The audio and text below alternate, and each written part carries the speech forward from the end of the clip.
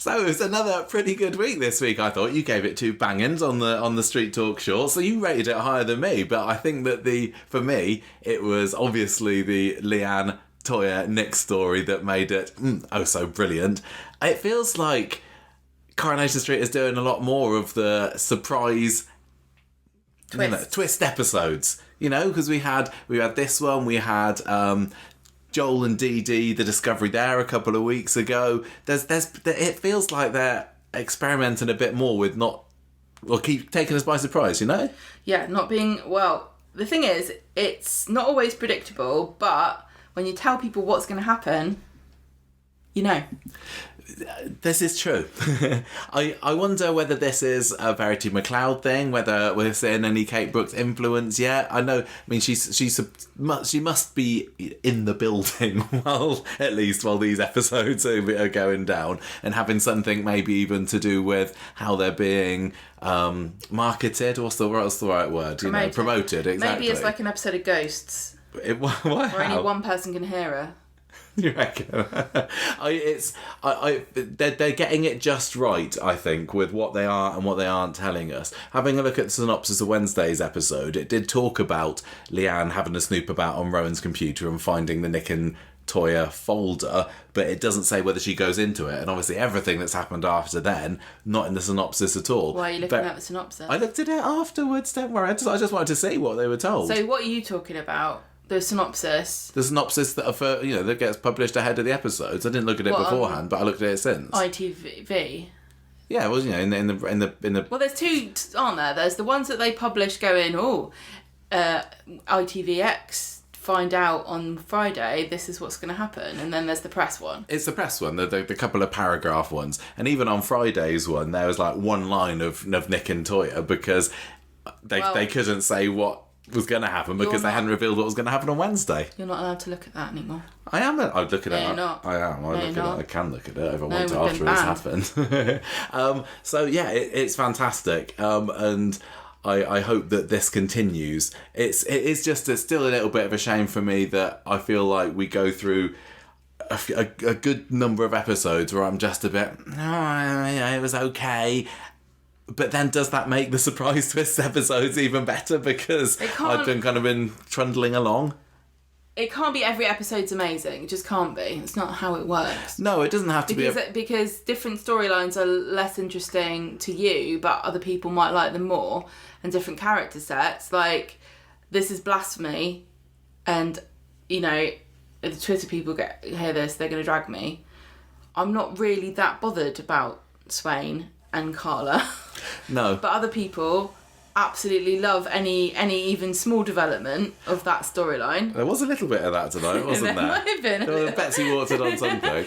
I know what you mean, but even I've been very forthright in saying I'm still not really on the Dee-Dee, Joel, Lauren train, but the odd episode in that storyline can still come along and knock me off my socks because I wasn't. Knock you off your socks. Not my socks off. That's the ways, isn't it? Yeah, I was like thinking, I wish that I could feel the same excitement as a lot of other people do about it. And then you get the Monday episode from a couple of weeks ago where Dee-Dee uncovers about it, and I was on the edge of my seat for the whole thing.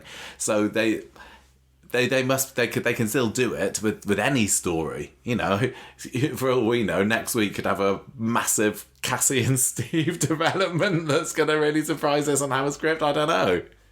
She's pregnant with his baby. Well, it could be. He is very virile, that Steve McDonald, and now he's had a full-on wax down there. There's no barrier. There's no barrier. To success. exactly that. It just lets them escape everywhere. So I went into Wednesday's episode not knowing what was coming, and I left it very, very satisfied.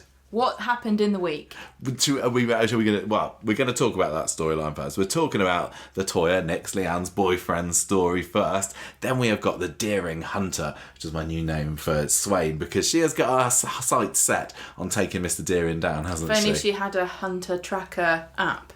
Yes, Hunter Tracker, exactly. That could be it as well. They think it's Paul over. It's coming soon. Even Paul himself today said he doesn't think there's long left, but that's going to be our third storyline. Jack off the hook. It's going to be the next one. Filthy Mind. That was so weird.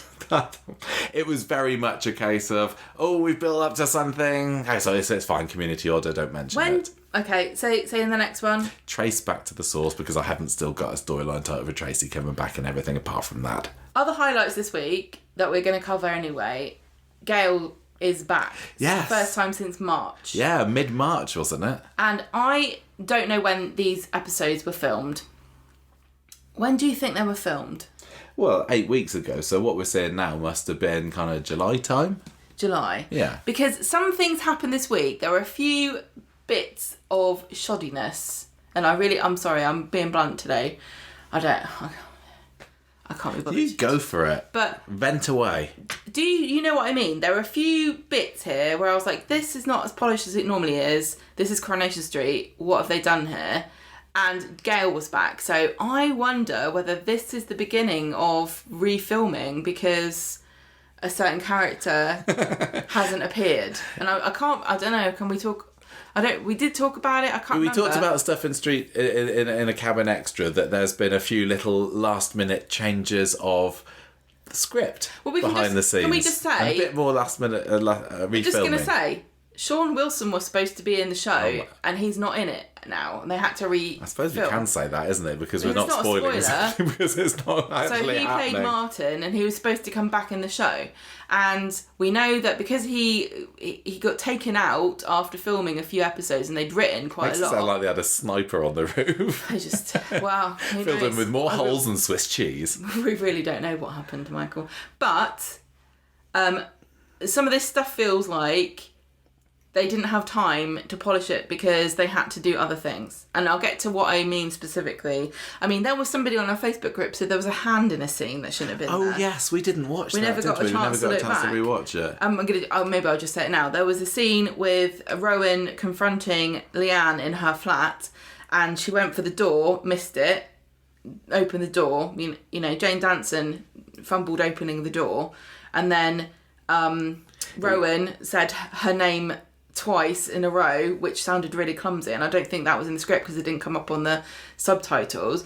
And at the end of the scene, she makes a funny noise and she's crying, which I don't think felt like the final. Like, none of this felt like the final take or a normal take, and it's no reflection on the actors at all because they they do more than one take. They always do more than one take. This was a very physical scene, quite confrontational, very emotional, and there were just mistakes that went to air.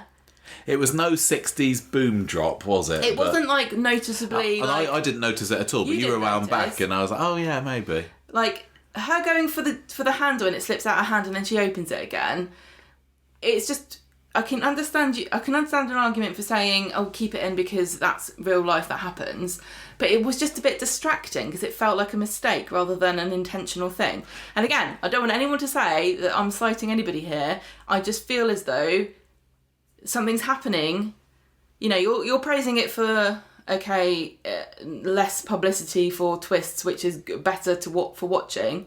But I'm saying there's other things that seem to have happened during this week, clumsy mistakes. But it's not been much, and I didn't notice it at all. Really, is that not just a good reflection on how polished it is normally, that these things really stood out to me? Yeah, and I want to know, did anyone else notice it? Your little conspiracy theory was that part of reshoots?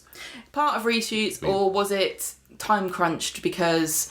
Look, get this scene done. We've got another 2 scenes we've got to film today because we have to do these reshoots and we haven't got... Really, they've got no extra time. That's the other thing I want everyone to understand is reshoots can only happen during the week. There's no extra studio time because over the weekend they use the set for the tours. So, and also, if you're doing outdoor scenes this time of the year... You're losing light. You can't just have daylight scenes all the way up to 9 o'clock at night. It must be so pressured. But you know, despite everything, they're still doing a really good job. That just really. Yeah, it was worth mentioning. But I don't know if it was a mistake or just me being nitpicky.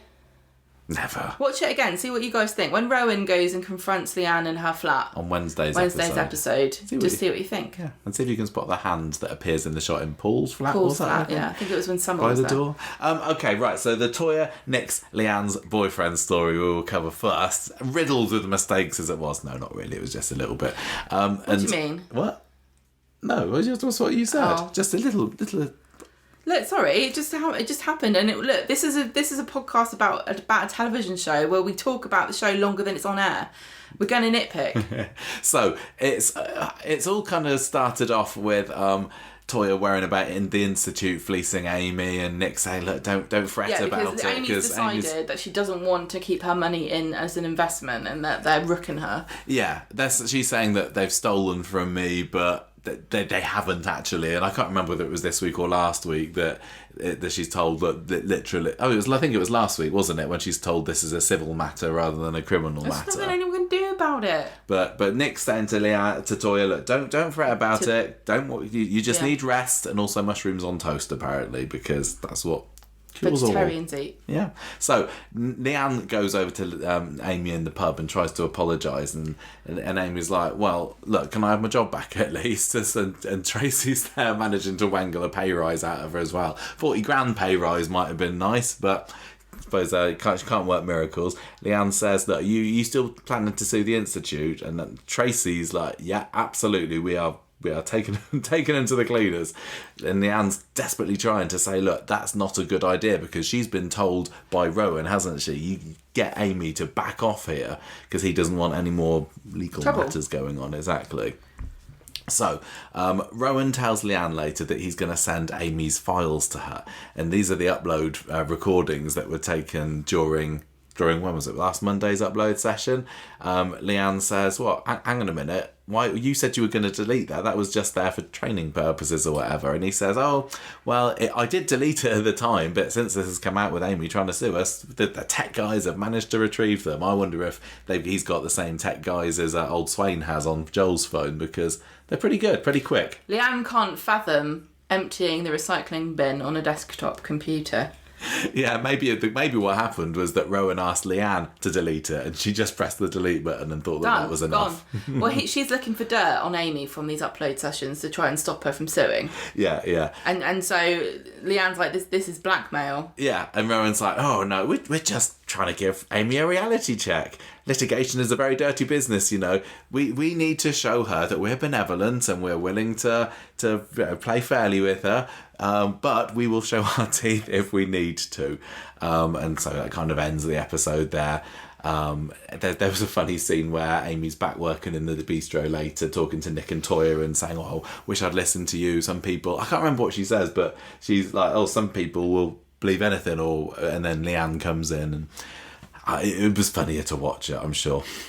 Wednesday, that's when it all kicks off. This is what I wanted to get onto. Max's birthday, 18. Can you believe it? No, I can't. Oh my gosh, I remember how old was Max when he came into the show?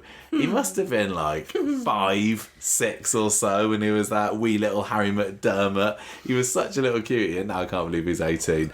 And this is why Gail is. This is what a momentous occasion it is that Gail has deigned to turn up for it. They said free meal. Gail said what time? Yeah, and where is it? Oh, it's the bistro. Well, beggars can't be choosers, Gail. Nick's throwing another Platt family do at the bistro. What could possibly go wrong? Well, I did feel a bit sorry for Max, because he was like saying, I want to meet my mates. And he doesn't get the chance, does he? Doesn't he? Bugger off at the end of this, go, see you later, everybody. I think he should have done. Well, Bobby didn't make an appearance. And who's Bobby? Oh, yeah.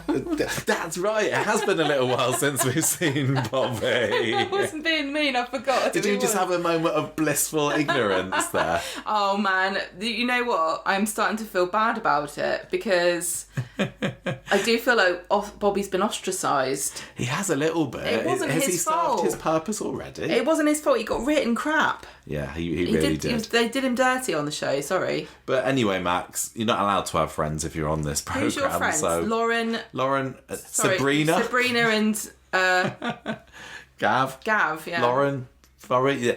Nobody that Coronation Street particularly wants. Well, I mean, we're seeing an awful lot of Lauren at the moment, but not in your storyline, Max. So take your family and deal with it, all right? So enjoy your Plat Prosecco.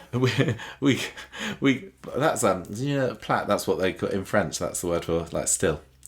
Is it? Yeah. So prosecco plat is probably. Oh God, it sounds dreadful. Yeah, it's just wine. White wine. Yeah. Anyway, enough of the linguistics. AI Ollie gets a momentary appearance on Wednesday's episode. Oh my God, you know what? I just had a dark thought. What if Rowan uses AI Ollie to try to convince Leanne to come back to the Institute? I'm still really wondering what's going to happen, because Rowan, I know we're skipping ahead, but he didn't make an appearance at all on Friday, did he? Has he gone? Are we done? But why? Imagine Ollie, because Ollie keeps talking to her, doesn't he? Like, Mummy, why are you doing this? The Institute will take me away. He seems to have a fairly limited repertoire of phrases, much like Paul's eye gaze stock Mummy. phrases. He's also suddenly gone southern, hasn't he? I don't know, I think that's just you. Hello, Mummy. creepy child voice. Now, I don't know, because we didn't see Rowan on Friday. We do know that, from my interview with Emery's Cooper, that he has got more to do. But I remember back in the summer seeing Emery's going off on Instagram and saying, "Oh, I'm back in LA for a bit," but I don't know when that's happened, and I wonder whether he's hidden away somewhere and he's coming up with this. This is He's skipping ahead again. Rowan, of course, putting some kind of plot together about how to get the ultimate revenge before he himself is taken down. I don't know, but I am skipping ahead, right? We'll come to that. Yeah, come on. So, basically, Max is sad. He's having his birthday. Yeah, I know. I've said all this already. I know. She gets a text from Rowan saying, "Look, come to the hotel quickly." So she rushes off. Who's she? Leanne, who do you think? Toyah? I know, but you need to be clearer when you're saying. You're supposed to be reading notes out, not just saying she and he. I'm not reading notes. I'm ad-libbing based on the notes that have been put together as an aide memoir. So, what Rowan wants to do with Leanne is get her to go through Amy's records and see if she can find any other dirt that she can use on her, basically. And I did get a little bit confused by this, and I think you did as well. She finds out the bit in the file where Amy admits to kidnapping the guy last year, doesn't she? And she's like, "Oh, we could use this against Amy." Now, this was bizarre because what I'm thinking, why wasn't that used as part of the malware session last week? Because they brought up the rape, they brought up the abortion, but they didn't bring up this, and I don't get why. And I would have thought that as Leanne, because Leanne was there literally the day before the malware session, listening to Amy upload, hearing Amy say, "Yeah, not a year ago, I spiked this guy, put tape over his mouth and almost left him out on the dockyard to die," would that not stick in her head? And it felt like from when she was looking at her file today, it's like, oh yeah, I forgot that massive confession that Amy gave. This was super clumsy. They clearly wanted Leanne to get onto the computer so she would have access to the files later on for the story. Yeah. But why couldn't they just have said, Rowan saying, "Right, get on there, find the recording of her talking about the guy she kidnapped and use that." Yeah, but I think part of it was Rowan wanted to make Leanne feel like she was the one doing it, because Rowan clearly knew about this spiking, but when Leanne finds it, Rowan's like, "By gosh, you're right, she did say that she nearly spiked, or that she spiked and nearly killed a man. Let's use that. Well done, Leanne, you're so clever." He knew exactly what he was doing, so I don't think they could have had him be so direct as that. But yeah, the fact that Leanne seemed to have forgotten this massive confession, yeah, that was weird. It was a little odd, but never mind. He's like, "This is dynamite, let's do it." So cut to Amy in the salon getting her hair done when she gets this message from What was David doing with that hair? Why is he trying to cut a woman's hair that's dry? I don't notice these things. You don't? Okay. Give him a quick squirt of the bottle first. That he can't, because he sold it. He sold his bottle on the ITV Reloved site. We know this. Squirt it with water. Oh, I don't know. Anyway, how much are you paying for this haircut? Amy's message says, "Urgent, listen now." And no, it's not just the latest episode of Conversation Street's come down for download. She's got a sound file there, and we don't hear. Do we? Yeah, we do. We hear we do. talking. Yeah, she goes into the back of the salon and listens, and it's the extract from her upload about kidnapping this guy. So she rushes out thinking, "Oh my gosh, they've got this on me." Yeah, this anonymous message. Yeah, because she didn't know that she'd been recorded, did she? But again, that ties into my confusion with the malware session last week when Amy didn't seem confused that everybody knew her secrets. No. Same with Leanne. Leanne seemed shocked to... Oh, no, Leanne wasn't shocked at all, should I say, in her malware session when everybody started talking about, burning down the restaurant when she'd been told that it wasn't recorded. So, I don't know, maybe to me the sequence of events didn't quite work. Yeah, luckily I was caught up in the drama, I didn't really mind. Yeah, we're not going to keep nitpicking. We would never nitpick. If somebody wants to explain it to us, please do. We try our best. Anyway, David and Shona, later on in the episode, very nearly walk in on Nick and Toyah. And in the bistro. In the bistro, yeah. They're almost having a sesh. This, I must admit, I confession time, I have seen the trailer, the September trailer. Didn't mean to, but I have seen the trailer that Coronation Street, put out for September. But already some of what was in that has appeared in this week's episodes, including that scene in the bistro with Toyah going, "Oh, Nick, I just want to kiss you, I want to get my hands all over you," or whatever it was. And I remember watching the trailer going, "No, why is this still going on?" But now I'm like, oh, it's possibly over with it after the first week, I'm not sure. But yeah, she's there unable to keep her knickers on when David and Shona nearly walking because they're bringing Max's birthday cake for him. And they don't see anything, but Shona is like... They jump apart, and Shona's like, what? Shona says they were totally at it. Yeah, they don't say anything. David and Shona walk out, and Shona's like, oh my god, I think they're having an affair. And David's like, no, you've got brain damage. Shona, I think she kind of likes the drama of it until it actually turns out to be true. I think she prefers the idea of having some gossip rather than the reality of these two are actually having an affair behind Leanne's back. I was kind of refreshed by how morally outraged Shona was about this, because I think we get really jaded watching this show. Everyone's always having an affair with everyone else, and the only people that really seem to care are the people that are directly involved, like the other partner or something. You get very few scenes of people going, "You dirty strumpet," or "You horrible dog," or something.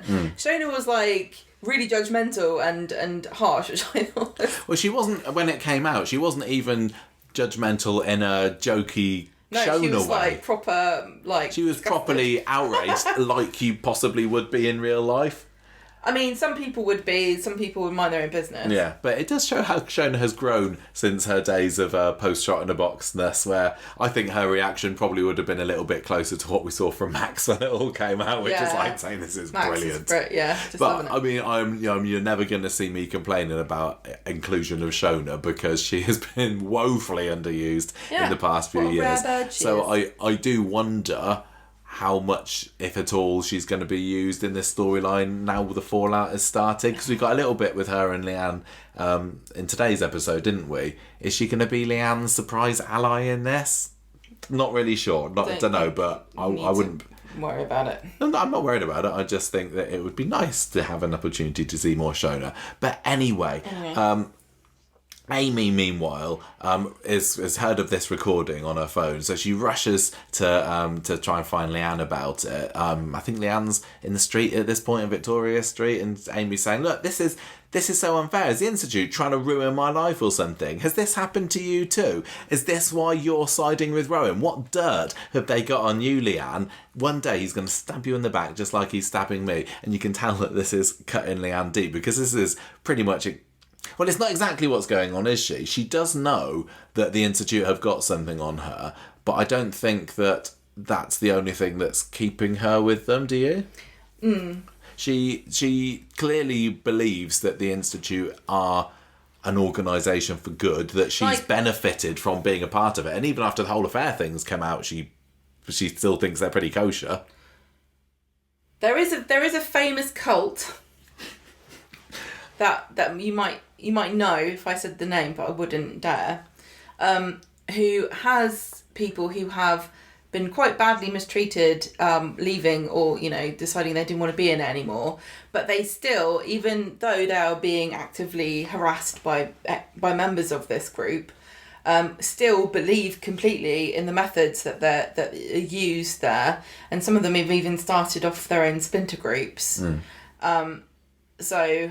And it has helped Leanne, hasn't it? It's helped her in some way to come to terms with Ollie's death. You know, you don't like it when I say this, but I just can't see that they've done, like, the self-help parts of the Institute. I don't think there's anything wrong with them at all.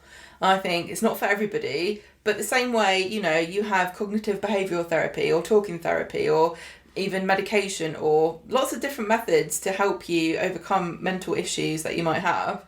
They don't all work for everybody. It's just like when you go to like the NHS and say, can you please help me because I'm having anxiety, they don't go, well, give me £10,000 and invest in this new welfare centre and we'll help you out. And do you think Rowan's just sitting there at the Institute waiting for Leanne to walk in one day and say, we're a bunch of crooks, aren't we? Brilliant, I'm in. Because he knows, I think he does believe in the Institute himself, and I think that he believes that since his days of Luke Salter, they helped him to turn his life around. But he knows he's tricking people. He knows he's conning people out of money. Look, but Leanne doesn't, and I think she can't go up to the next level until she does something purposefully devious. I'm still really waiting for the shoe to drop on this resource centre. I think everybody thinks, and they don't think this is wrong, it's a scam. There isn't one. They're just taking money and they're going to run. But that doesn't really make sense to me because this institute is a real thing. They've got groups and you know, people. There's lots of people around. They've got a building. They have seminars. This isn't all fake. It's not like a bunch of con artists. And a cult would be the same way. And even like religious systems, there are plenty of religions where unsavoury illegal activities have happened and have been hidden by the group because they still believe in the greater good of what they're saying, and that what they're saying is true, and they're quite happy. Almost all of them, religions or cults, will take your money as much as you want to give them and think that they're doing the right thing by using it. Whether or not they're putting it into a resource centre or buying a new fancy robe or a golden chalice or a new house for the bishop or whatever it is, not all of it is used for, you know, helping people in need. What's the difference between this and any other form of belief system? They're not Nirab, are they? They're not Nirab. It is fascinating stuff. It really is. I just wish that there was more time to really explore this because I do think there's a lot of complicated things that are coming out, and it's hard to know. I think that they're not going very deep with this, but there is a lot of deep stuff happening here, and also Leanne, it wouldn't be completely out of the ordinary or unheard of for her to carry the Institute's teachings with her for the rest of her life and use them to bring comfort and to help her solve problems. I don't think she will, but you're right. It wouldn't be out of character. It wouldn't be out of the ordinary for any person who's been found some kind of a way of dealing with the horrors of life. Whether that's believing in, you know, a higher power or the power of your own mind. Yeah. I just love this storyline so much, and I just draw so many parallels to it with like so many different things. I love it, and I know I see lots of people hating it, but I'm sad that it feels like it's coming to an end now. Some people might also think that by me drawing parallels to lots of different belief systems, I'm saying that I don't respect them or find, you know, or I'm saying that there's something inherently wrong with all of them. I really don't think so. I genuinely believe that whatever gets you through the day, as long as it's not hurting you, I can't see what the problem is. Just don't try and con £40,000 out of somebody, please. But nobody has yet. I know that it's going to turn out. I know it's going to turn out that there isn't a resource centre and it's all a big scam. But at the moment, she's just been asked to invest in something and she's changed her mind. I'm not sure. See, I wonder... What do you think, then? You know, maybe there could be a resource centre. Emery's did say to me, you know, Rowan wants to... He'd quite like to have a base. It'd be so... Because he believes in the Institute fully, and he thinks that he can... It's conning. Maybe Willow's conning Rowan as well. I really think that they've missed a trick by not having Willow appear more. I know. But if it turns out that there is indeed a resource centre and Amy's invested in it, then the whole institute is not a scam. Can you imagine Amy in the end rolling in money going, oh, pretty glad that I did it in the end. Thanks, Grandad. They're doing a really good job on here of skirting Like, I'm not saying that they're not being immoral, being completely immoral, but they're skirting on the edge of, like, legality and, like, okay, well, that's fair game. You know, they haven't actually blackmailed anybody yet. They've just gone, here's a video of you. I know it's the same thing. I know it's the same thing. I know it is. I know. I think I'm going a bit far now, but we're back on this podcast. We often like to side with the villain, don't we? No, I like it to can be a bit contrary. more fun. I like to be contrary because otherwise this would be a really boring show. I did think we made it clear earlier that when Amy got this message, it said it was from an unknown number, didn't it? So we were wondering, is it Leanne? I mean, I guess it makes sense for it to be Leanne because Rowan had been saying send it to her, but I don't think at this moment Amy knows that it's her. It said urgent, listen now. Yeah. And it wasn't clear that it was a threat to me. I thought that Leanne had sent it like, oh God, Amy, watch your back. Yes, I remember you saying that when we were watching it. It could have been a watch out, the Institute have got info on you. And definitely at some point during today's episode or during Wednesday's episode, Leanne dares to delve into places that she shouldn't be delving into. And she starts to see the light and think, well, I'm just going to do a bit of digging into the Institute here. Well, Amy rushes to Leanne and tells her about this and says, oh my God, what's happening? And... I've said all that. Yeah. Watch out, Rowan's going to get you, like he's getting me. And this would have been the point at which, if it was Leanne warning Amy, she would have said, I know, that's what I'm trying to tell you. Right. But she didn't. She just went, oh. Yeah, and then she goes back and tries to find a few more files. But yeah, Amy, meanwhile, is going home to tell Mum and Dad that the Institute are coming for her and they're going to sue her. And so she's feeling a little bit on edge about this whole thing. So say, Leanne, what? Well, she just tells Steve and Tracy about what happened and comes clean about it. Oh yeah, later in the episode she does. She admits to them about the spiking. She sort of says, I did get questioned by the police, but I might have not said all the things that I told the Institute, and if they do tell the police, I might actually get in trouble. It didn't really stick with them for too long because they were just back to bitching at each other, Tracy and Steve, on Friday's episode. No. Oh, my daughter's being sued, but who cares? She's being blackmailed. You fancy Cassie, don't you, Steve? But yeah, that was a really nice scene, and it's always good to see serious Simon Gregson acting because those kind of moments are few and far between these days. So anyway, Leanne, she's back with Rowan. They're in the hotel because this is why they need a resource centre. They just clearly don't have a base. But this was a twist to me because she says, we've got to do more. We've got to find more dirt. We've got to send more stuff to Amy. Because I thought she was like either warning Amy or reluctantly being a minion. But she was totally on board with it, going, yeah, we must protect the Institute. Let's get more stuff. Right, but this is because Rowan's been dripping these ideas into Leanne. He's very skillfully manipulated her into thinking that the Institute must be protected at all costs. And that does make sense if we remember that Leanne 100% believes that the Institute has helped her, which it has some ways. She's just focusing more on the ways that it has than the way that it's been scamming her. There aren't very many people in the world who wouldn't try to protect something that they truly believed in a slightly underhand way. Like, if you truly, truly believe that what you're doing is for the greater good, you're going to break a few rules and bend a few rulers. Yeah, exactly. Are you not? Like, if you maybe I'm just prime for brainwashing or something, but you know, if I saw £5 on the floor and I had to, the what's it called? The plates coming round at church, I might put it in there. Yeah, exactly. That's bending a few rules for Jesus. So I can't think of an analogy. That's all right, and also, fine. I think it might be too incriminating to get into detail.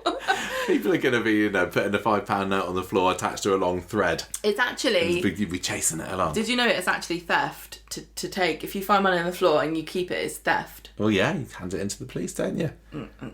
Joel and Swain's party. Fund, yeah. But, even if it's not a belief system, like a family member, a loved one, a child... If there's nothing in your life that you would do something naughty for, then I think you're either really, really, really, really good person or you just don't have anything nice. Oh my gosh. Well, what do you thing. No, I think you're right. There are lots of things. Everyone will take some sort of risks for what they think is the greater good. Something really, really important to you, and this is really important and this is why you need to check yourself, don't you think? Before you do something naughty, you need to really think, is this an evil cult that I'm doing it for, or is it something good? That's my advice. There's the advice for the day. Gemma tip. Before you do a crime, think, is this for a cult?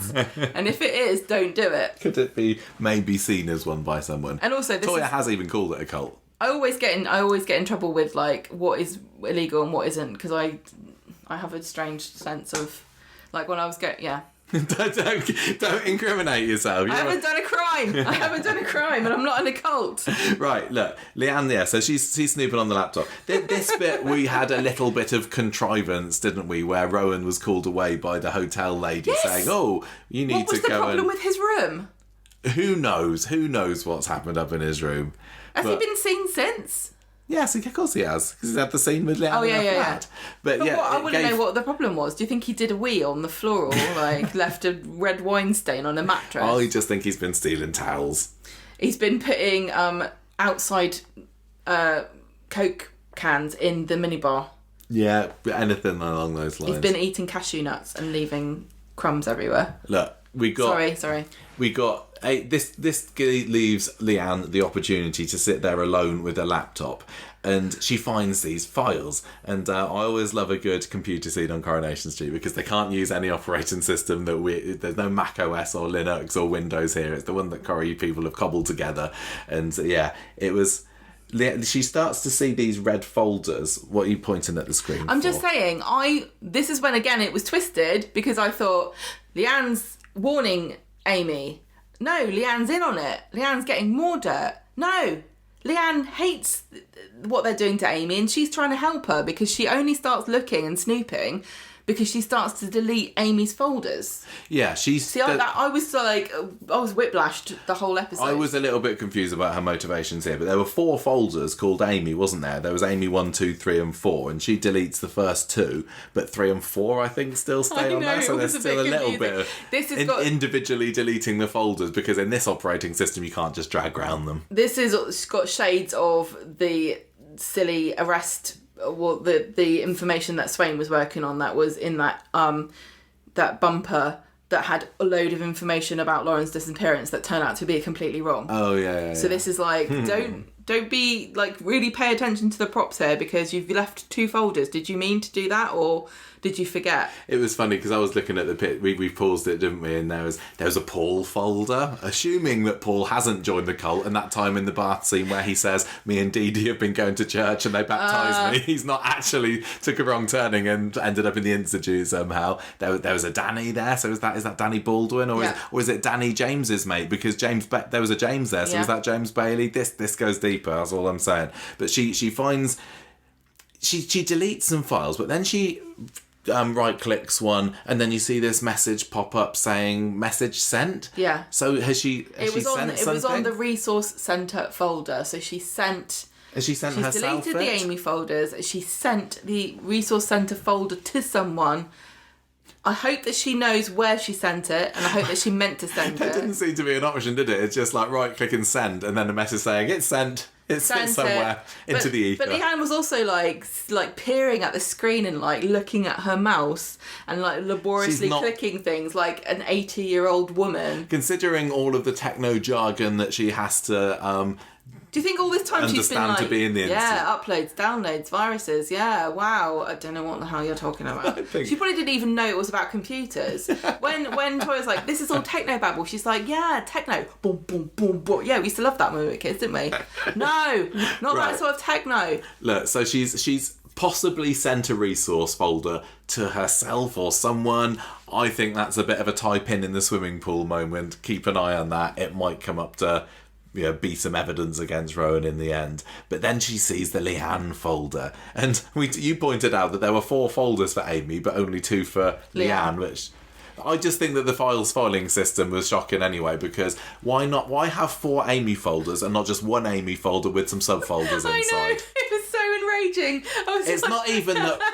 Rowan is our generation, isn't he? He's not one of these Gen Zers who doesn't know how to use a desktop computer. He should understand how to organise files. There with a laptop, like pecking at the pushing the screen screen because he thinks it's a touch screen. Anyway, look, we've spent far too long on this scene, but and completely ignored the big reveal that comes in at the end. This was both of us. We were like, she's gonna find something. She's gonna find something. She finds this Leanne folder. Yeah, so she's found the Leanne folder. She hasn't, and then later on, we see her leaving this message for Toyah on her phone. She's got a phone up to her hand and saying, Toyah, you were right all along. The Institute have got files on all of us. I suppose I guess that's what made her change her mind, isn't it? So she started, when she was sending the Amy folders, she was doing it for the good of the Institute, so she thought. She did it because Rowan was kind of encouraging her that might be quite a good idea to do that.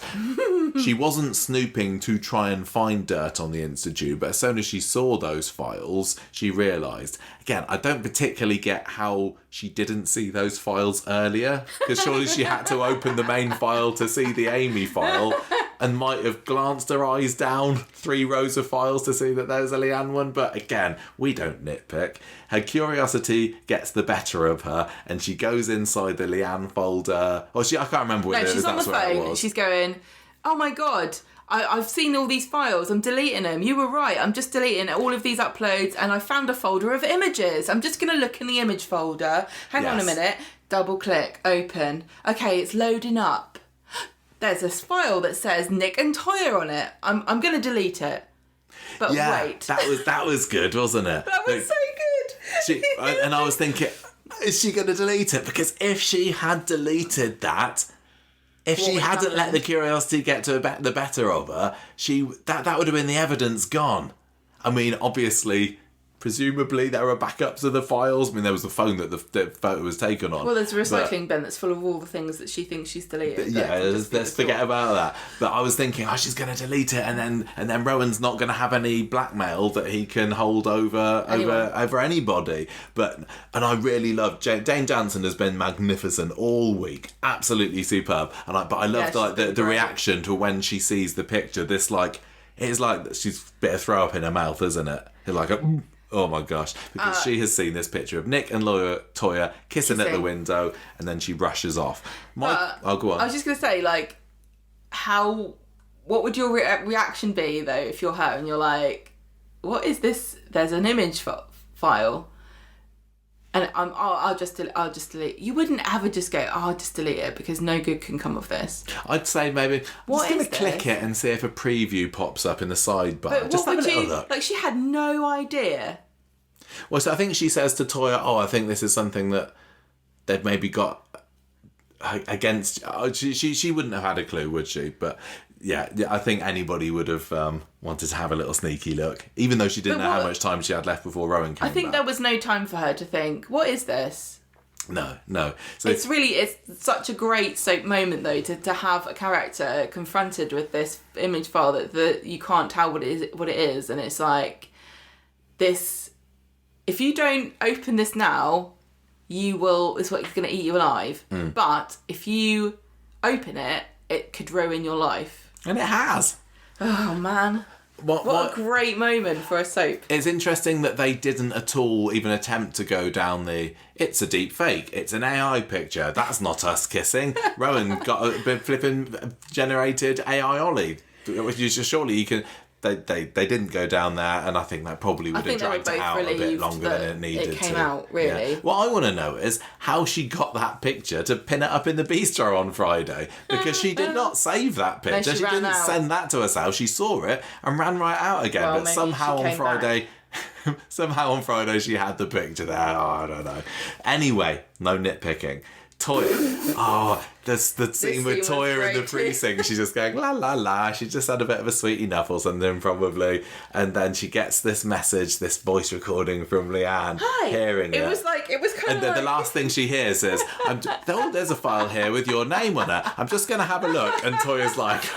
Bloody hell. Like the beginning of a horror movie, like, I'm just inside this spooky cave and there's a coffin in front of me and it says, do not open, Dracula inside. What does that mean? I'm just going to nudge it and see what... Well, I think actually Didn't the message end with, I think I'm going to delete it, or I don't know whether to open it? It wasn't clear. Well, we know that. To Toyah that she had opened it, but she realised she's literally got the evidence and she's saying she's deleting it, but maybe she isn't. So Toyah's like, Toyah went from heaven to hell in that very short space of time, because the first thing she heard was, "You were right all along," and then last thing she heard was, "I've uncovered your secret." Great scene. So, party at the bistro. This is Max's another 18th. Great scene. This was fun. I mean, we've seen disaster. I'm feeling that, they're a little bit by the numbers, these Platt scenes now, isn't it? We know what's going to happen. So they're going to have an argument about something. Someone's going to make a sarky comment. There's going to be people that are embarrassed. Audrey's going to go, "Oh, God." Yeah, exactly. Audrey's going to roll her eyes at something. Gail's going to say something furiously daft. flink. Yeah, but Max has got... I felt, again... Poor Max can't see his friends on his birthday, and the sum of his 18th birthday presents amount to a cushion with some records on, and what else did he have? He got a Polaroid camera. I'm sorry, who wants that? Who at Argos keeps telling Corrie to push this, because Summer had this. Oh yeah, she had a Polaroid camera as well. It just caused chaos. Did she get it for her 18th birthday? Probably. Special offer. Do you think Connie and what's his face? Connie and Trevor. Trevor send every character that comes of age a Polaroid camera? Yes, well, we all know what problems Polaroid cameras can get up to with what they did for Summer, didn't they? Leaving that picture on the floor of the church. But yeah, so he brought down the entire poor old Max is there with his Church of England. I know. Poor old Max is there with his cushion and his prosecco and his camera, and then David takes Nick out to the back and saying, "Look, we nearly walked in on you and Toyah at it earlier. You bloody be careful." Then they go back into the main bit of the bistro, do the happy birthday song. Right in the middle, Leanne clops in and she's like, "I know everything." I don't know everything because I'm going to ask you a load of questions. When did it start? How long have you been doing it? What's been going on here? Where have you been doing it? And Nick just gives up. I know, he didn't even try. Well, Nick what do you mean? Nick is in love with Toyah, and he has been thinking about ending it with Leanne, hasn't he? He's been saying, "Look, I'll quietly end it with her, and then after a little while we'll pretend that we've only just got together." So in a way it was, ripping the plaster off before he had a chance to. It was Toyah that was saying, "No, I couldn't do that to my sister," and he's like, "Oh, well, she's a bit annoying, isn't she?" And I was like, "What do you mean?" And Nick's like, nothing, no, nothing. And he does his Nick face, doesn't he? Thanks to everybody who liked the tweet that Gemma put out on this. That's got nearly 600 likes on that picture of Nick doing a squint face in the bistro. Cheers very much. Anyway, Max is there thinking this is hilarious. I did wonder whether... It was funny that he found it funny, but I don't know what Max... Max did seem to be very, emotionally distant from the chaos. It's like, this is massive. And I think...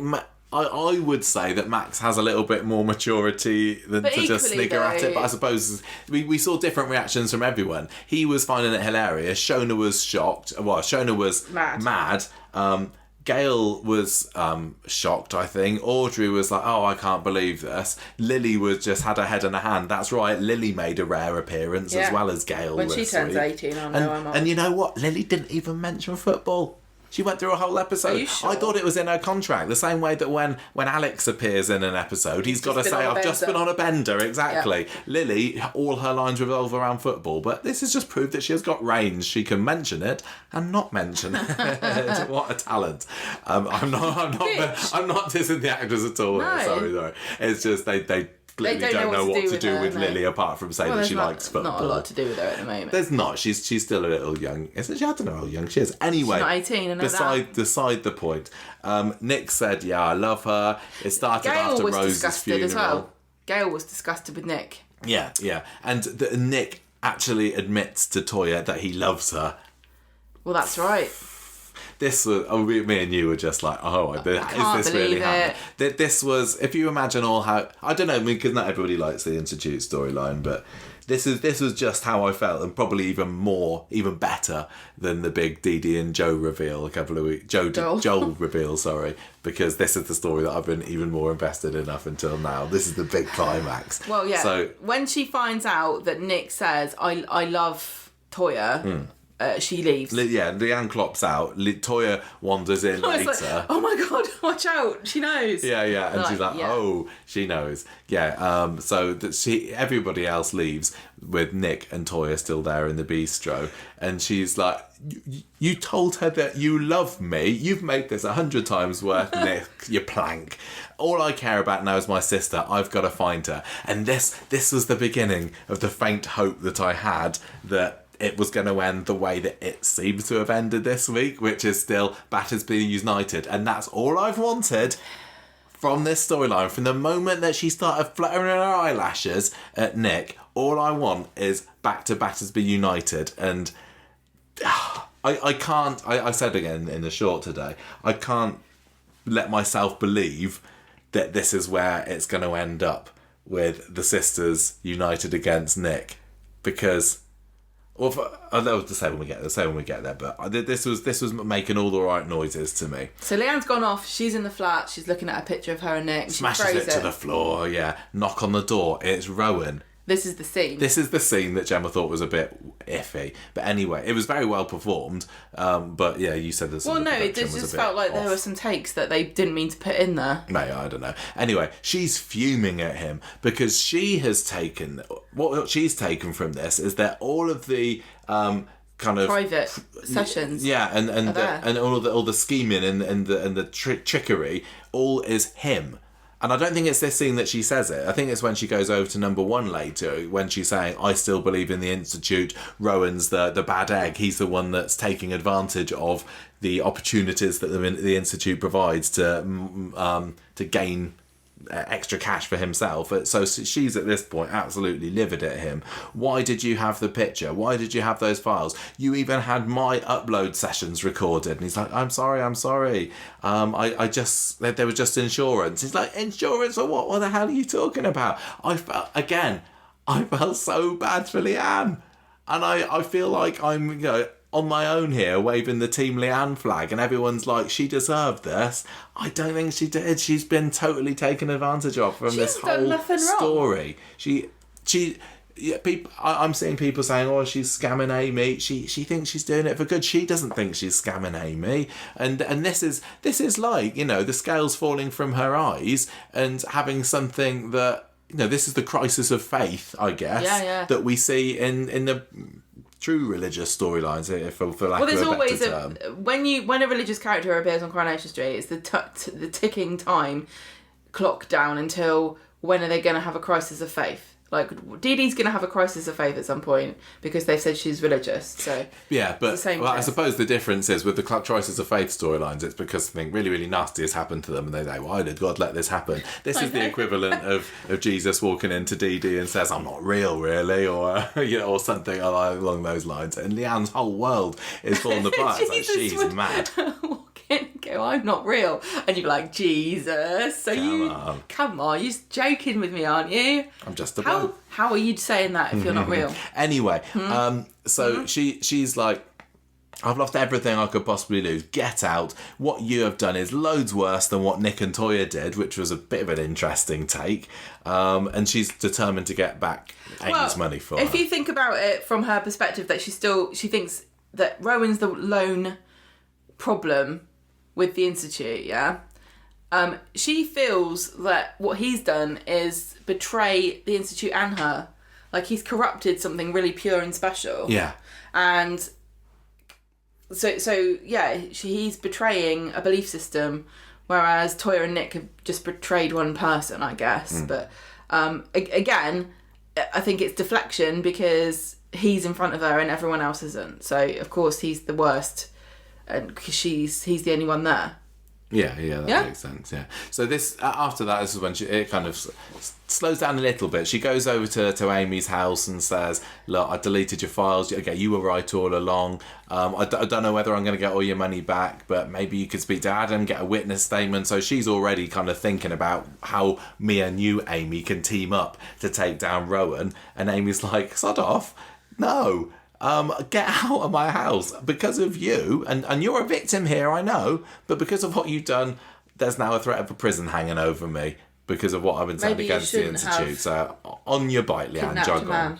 maybe that was a bad thing. So then we get the final scene of this story in the episode. Big old slap from Leanne to Toyah, just innocently walking along the street. Well, she's like, oh, sorry. Sorry, Leanne. Whack.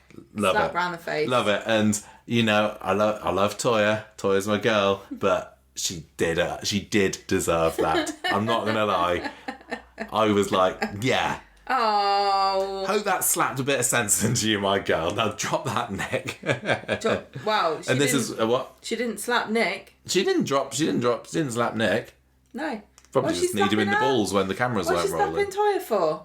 What do you mean? What's she slapping Toyah for? Slap both of them. Well, Toyah just happened to be at hand. Equal opportunities. This is where Shona was there a little bit, wasn't she? She gives her a episode ends with Leanne having a cry in Shona's arms. I like that. Yeah. So I was very keen to find out what happened Are on they Friday. sisters-in-law? Well, yeah, they're in the family, aren't they? Everyone's related to everybody. They're both dating a man. They're both dating a man. A plat man. A plat man, even though David and Nick are only half brothers. They're half. Because one's Brian's and one Martin's. Are they half stepsisters-in-law? Doesn't matter. So, well, Friday. they were united in both not liking Toyah. Yes, exactly.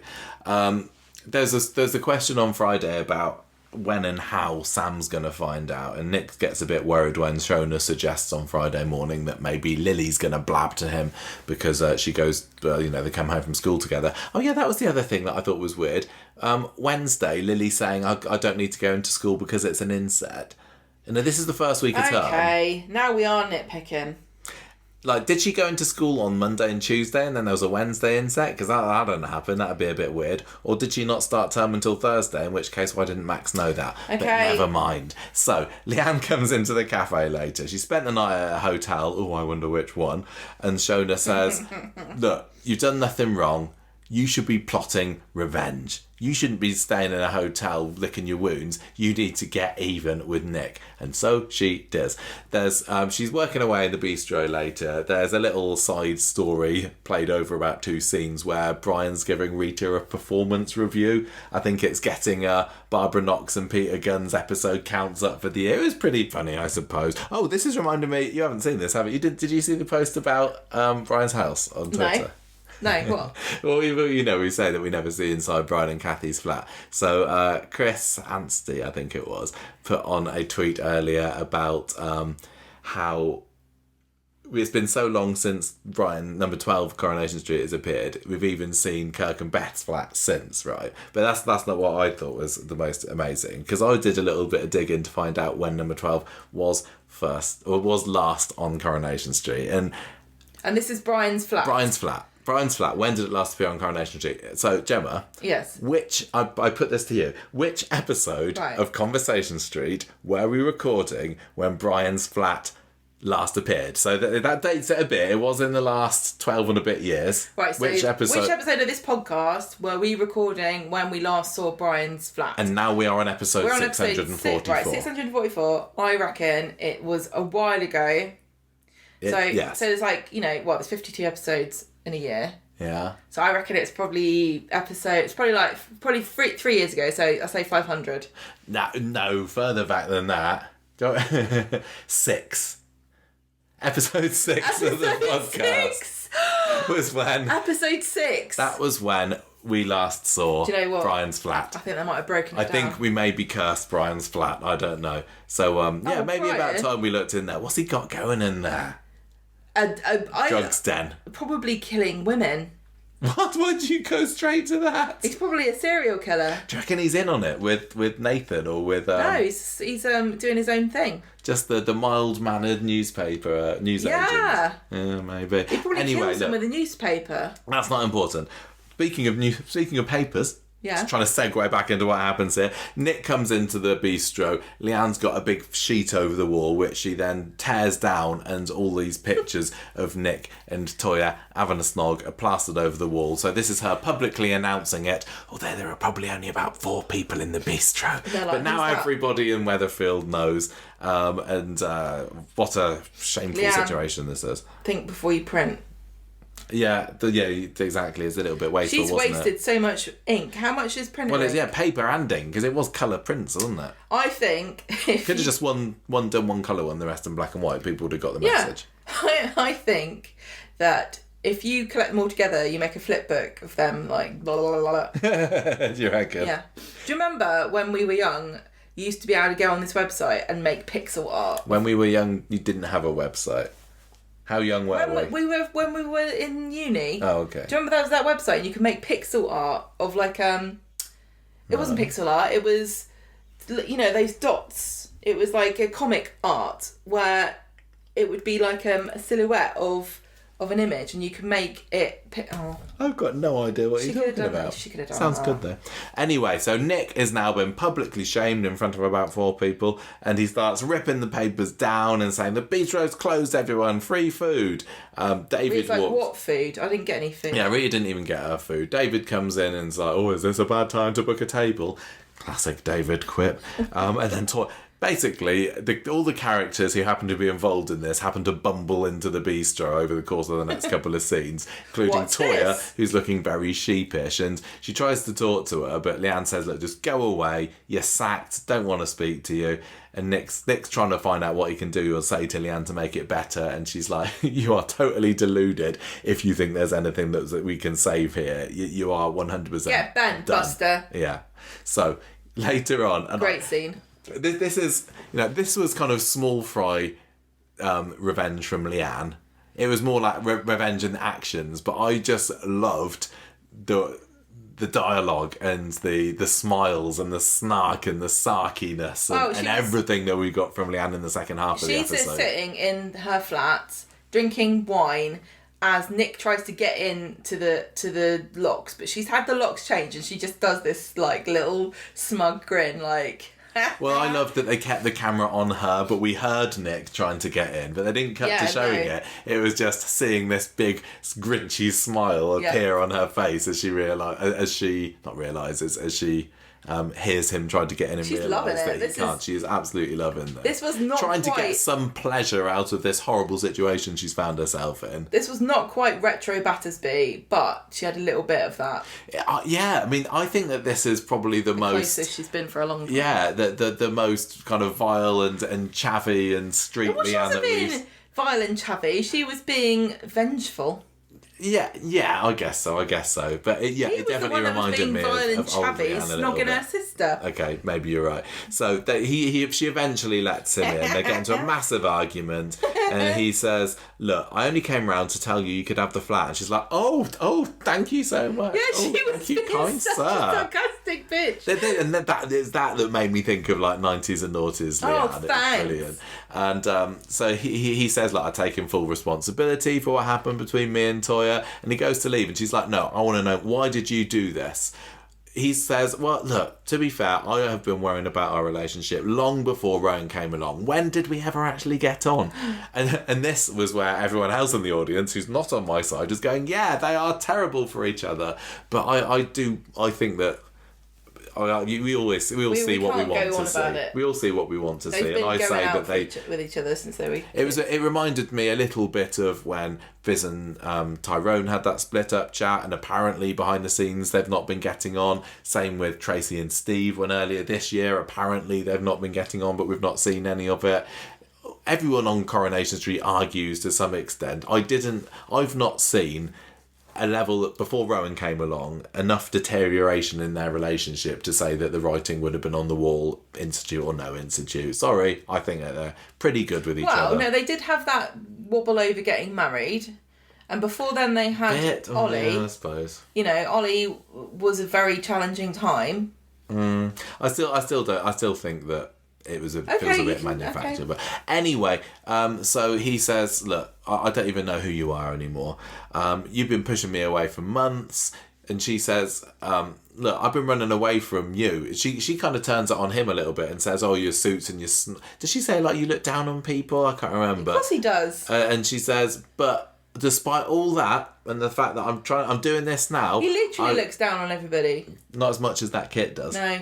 She says that I've still I've never stopped loving you, and I still love you. And she's crying away here, and he can't handle this. He's like, I need to pick up Sam I from felt chess. so sad for her because she kind of put herself right on the line there, didn't she? Like, she's kind of saying, like, tell me you don't, we can fix this. She didn't say that, but she's saying, I still love you, and he's like, but we're not, we're too separate, we're too apart from one another. And it must eat at her to be being so horrible to him and tricking him and shaming him publicly and calling him all this when she really does still love him as well. Well, he says, I've got to go, baby. Got to pick up Sam. And a couple of scenes later, and they're back. So Leanne sits them all down around the table, and Sam can see that something's up. And it's just this was quite interesting because Nick's trying to say, right, we're separating, and Leanne tries to sugarcoat it and says, just drifted apart, nothing's happened. Nick says, no, that's not true.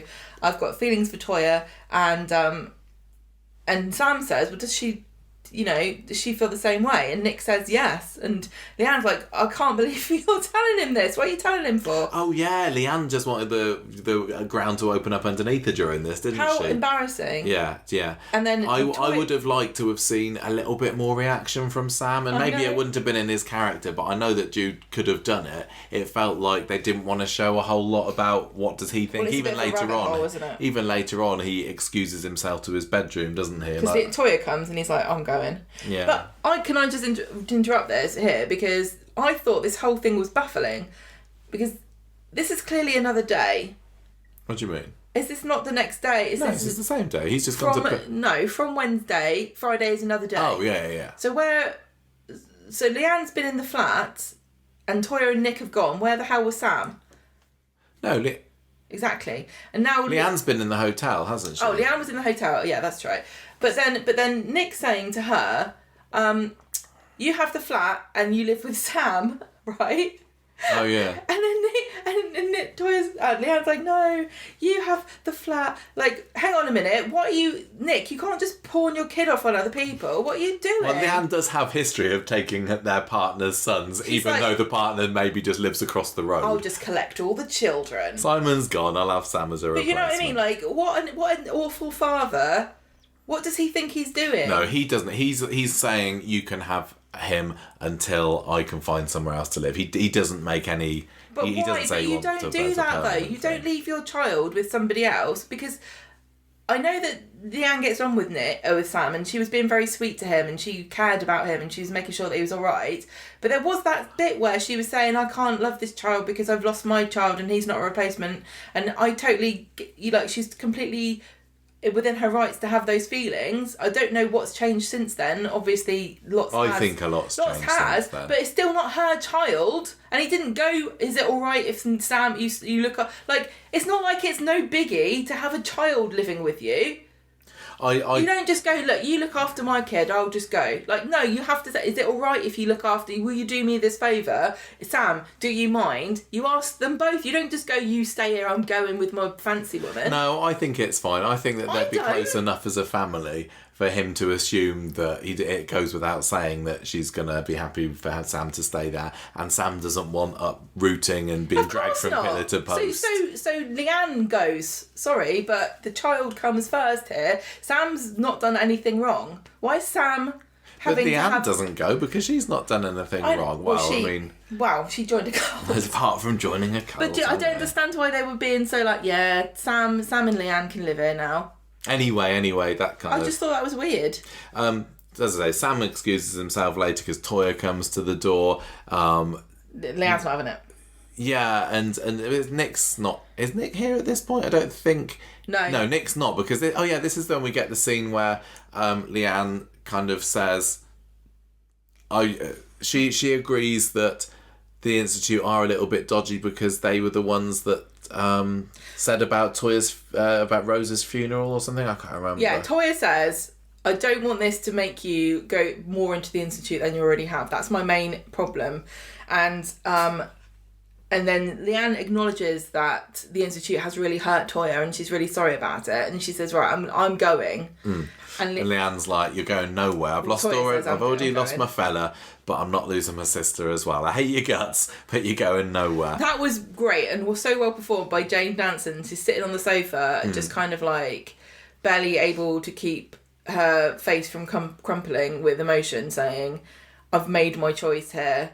And I just love the unspoken knowledge, even though Toyah's gone behind her back, slept with her husband, boyfriend, I think they're boyfriend, she still knows that if she really made Toyah pick, which she is here, Toyah would pick her. Yeah. And she doesn't even have to ask This her. is a true sisters before misters moment. That unspoken choice that Toyah wasn't a choice for her, because she's like, yep. Nick who? Do you think that part of it is also Leanne trying to stop, knowing that if Toyah sticks with her, then it's got to spell the end for Toyah and Nick? Is it just a way of trying to come between them? I don't think it's that vindictive. I think she's just like, I need you. You can't leave me. Yeah, Leanne knows that if she lets Toyah and Nick, win, in inverted commas, she's going to be left on her own, and she doesn't want that. But I think it's all part of everything. But okay. I think chiefly it is, we're sisters and we stay together. And she's known from, during Toyah's illness, what it was like to distance herself from Toyah, and it ate her up. And she doesn't want to go back to that. She needs her in her life, despite what she's done, and it's not going to be easy. And I don't know how you can reason with yourself to try and make it work. And it's going to be interesting if we see it in the next few weeks, because it could well be this story's being part for a little bit. But it should be incredibly difficult for Leanne to forgive her and have Toyah under her roof and just have breakfast with her, knowing what she's done with Nick and what she wants to do with Nick. Because just because I'm Leanne and I'm saying, Toyah, you can come and live with me, I'll forgive you, it doesn't mean that Toyah is going to stop loving Nick, does it? And this is what we see in the next scene. There's Nick finds... I think she's just going to she's like, Toyah, you stay here and you can look after Sam. Yeah, so in the next scene, Toyah's putting the bins out and Nick finds her and says, well, Sam knows, and she's like, what, you told him already? And he says, it cleared the path for me and you. And she's really kind of squirming here because she's already made the decision that she is going to sister before mister it. And she says, look, I can't do any of it. I love you, but I love Leanne more. I'm sorry. And she goes inside and Nick's left on the street. And I'm like, what? Yes, hooray. But she made the right decision, girl. I don't know if this is the end, I am so happy. I think you're in the minority. I know I'm in the minority. I think a lot of people are going to be mad about this development, because there are loads of people that don't like Leanne anyway. There are loads of people that were saying that Toyah and Nick are a better couple. There are lots of people who are probably thinking a little bit along my lines of, well, what the hell was all that about for then? Why would you already did make your decision, Toyah, and you did sleep with your sister's boyfriend. Not just a boyfriend, like a long-term partner. They've been married and unmarried since they were kids. And there was almost getting engaged again earlier this year. Or did they get engaged? I can't remember. They have a house together. They've got a family. Yeah. They've got history. Toyah's behaviour has been completely unacceptable. But I've got everlasting forgiveness for her because she's one of my faves, and I'm happy for it to go down this way. But again, I would hope, I guess, narratively, that we do see it eating Toyah up a little bit, because we could see it was difficult for her with Nick out when she was doing the bins, and she can't just turn off those feelings of love. She can't. Think how guilty she must be feeling now, and she's going to probably be wanting to grovel to Leanne, but Leanne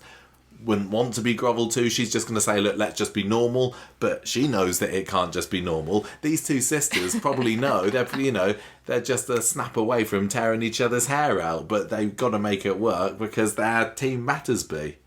Why was Leanne so fast to forgive Toyah and make that decision Is it because she's just so broken from the Institute stuff? Yeah, I don't think she would. She's also she might be thinking about after Ollie died and she went into hermit mode. Do you remember? And she's thinking, I need to save myself from that. I can't do that again. I think this is brilliant. But I know I said I'm in the minority, but I also do think that people generally like the idea of Toyah and Leanne as a team. Yeah. And does that trump Toyah and Nick, this dream couple that everybody's been shipping over the summer? I don't know. It remains to be seen. I've not looked online to see what people's reactions to this is really funny, though, that Corey's like gone, oh, love triangle. Oh, who will Nick end up with? And then it's like, neither of them. They picked each other. So we were wondering, like, so who goes with who next? It was the same with the Kirk and Beth story last week, which I don't think we've heard anything from this week, have we? What's next for Kirk? What's next for Nick here?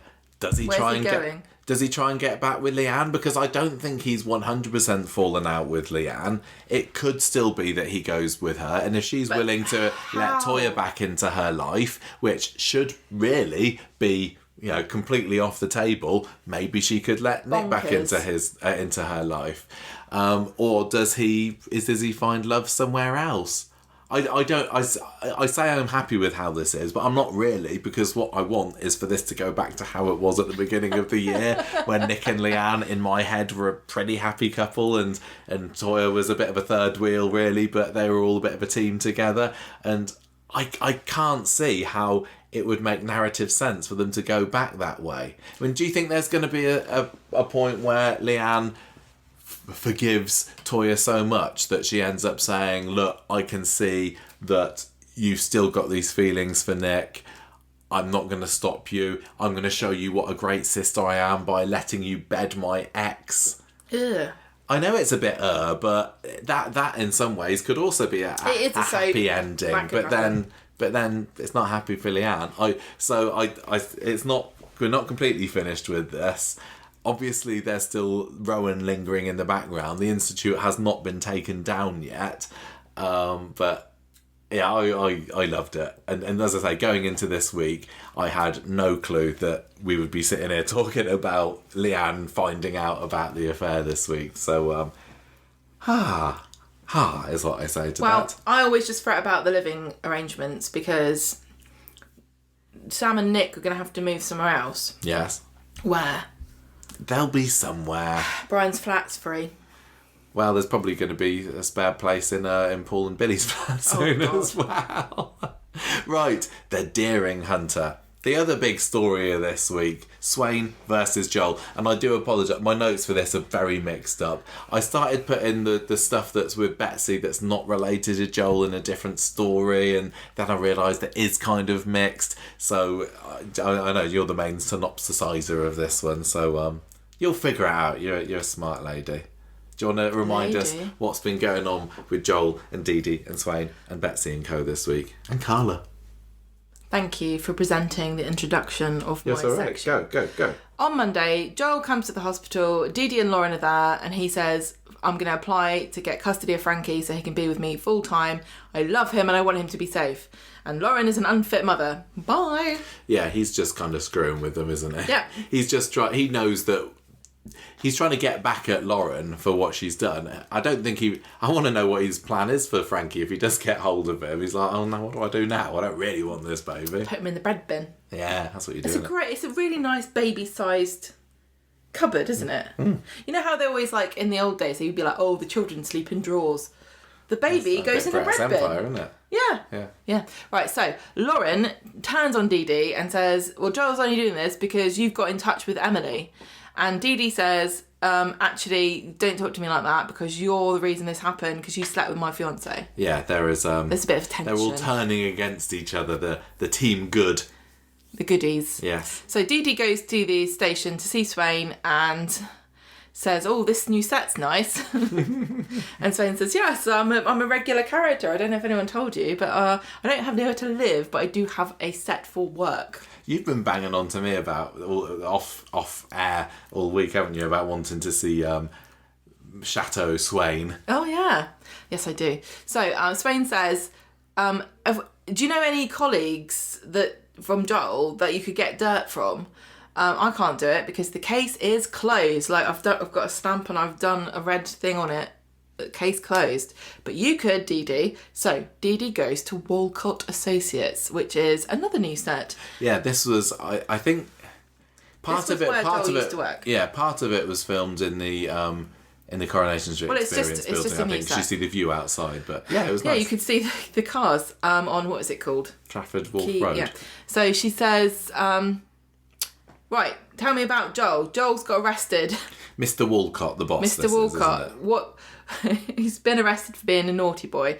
Was he naughty when he worked for you? So they go into the office and they have a nice discreet conversation, and it turns out that Joel had an affair when he was working there, and he also worked with vulnerable clients.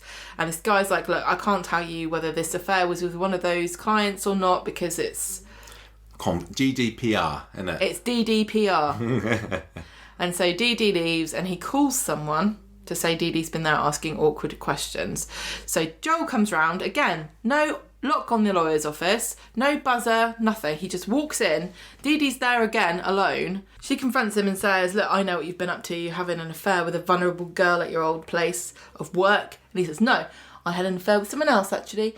And you better back off or I'm going to have a word with Swain about what I know about Ed and Ronnie's insider trading.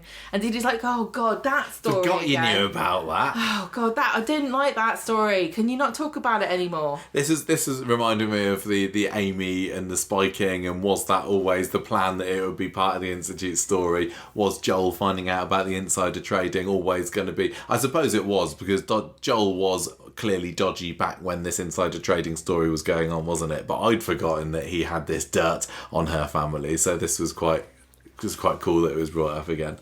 I know, but there's only so much blackmail that I can stomach. Oh, I know. I'm totally fed up with blackmail. I'm not really relishing a return to the insider trading story, because it feels like a very long time ago. It must have been about a year ago, wasn't it? That Ed and Ronnie heard about the Waterfords buying into Newton and Ridley, and weirdly, they didn't explain it in the dialogue too much. Like, you know how they often insider trading is bad if you're poor. No. I'm saying that all they said was that insider trading that your dad and uncle get involved in. They didn't say what it was about, because no, I know. Yeah, You're people supposed with to short remember. memories like us. Right. So the insider trading was when Debbie knew that something was going to get sold, and then the stock prices bloody blew and told bloody blah blah. Yeah, look how well It's we quite remember boring. this. So Swain turns up and hears about the fact that Dee-Dee got a dead end at Walcott's, and she's about to head off when Dee-Dee gets a phone call from somebody at Walcott's wanting to meet with her and says, oh, maybe it wasn't a dead end after all. And so Dee-Dee meets up with this person who has got Joel's old work phone and says, this guy, Joel's the golden boy. This was somebody, I think he was working on the reception at Walcott's, wasn't he? I don't know if he was a receptionist. I don't know why. Well, he was standing behind a desk. Well, it doesn't mean that. He's a receptionist. He was there. He'd overheard what it was, and he says, look, unlike Mr. Walcott, he has no loyalty to Joel. It's like, Joel's a dickhead. I didn't like him then, I don't like him now. And so here you go, take this phone and get dirt on him. One day he just didn't turn up and he got put on permanent gardening leave, so find out why. Don't tell anybody that I told you this. So Lauren goes to see Dee-Dee later with a coffee and an apology for being a cow. And she says, look, I'm sorry, Joel's played me again, makes me mad, and I don't want him to take Frankie away. So Dee-Dee takes the phone to Swain. Joel's wiped it, but the police forensics department can find out what was on it, can't they? And Swain says, no, do not receive a stamp. Case closed. I can't do anything else. And Dee-Dee says, please. And Swain goes, fine, I'm sure I can find a corrupt, bent forensics IT person who won't have a name, who can do some kind of hacking on it. Well, Swain doesn't need a whole lot of persuading, because even though Costello has closed the case, she's determined, isn't she? Can you hear yourself, Michael? What? Costello's closed the case, but Swain's still determined to find out who did it. It's like, what are we doing? This is Coronation Street. Not the bill. Oh, yeah, I know. Anyway, so Dee-Dee comes up to Ed, and Kit comes up to Ed and Dee-Dee later and says, I've heard that there was some insider trading. And Dee-Dee's like, oh God, Joel started Operation Take Me Down. So they go inside. Ed plays dumb. Not difficult. Dee-Dee makes out Joel's making things up to get back at her. So Kit leaves because he's like, I don't even want to do any work, to be honest with you. It's boring. Imagine being a police officer. This is why I don't want to be a police officer, because it's all drugs and like boring stuff or fighting. I'd rather solve murders. I don't want to do drugs and boring stuff. You can specialise in that, maybe. I don't think you can't just pitch up and go, hi, I want to do the murders. but the murders will be boring drug stuff. It's boring. Sorry, anyone who got murdered for drugs. So they go inside. So Ed's like, sorry about this. I've dragged you in to this mess. And Dee-Dee says, I'm not backing down yet. Adam later tells Dee-Dee that she should probably just leave this alone.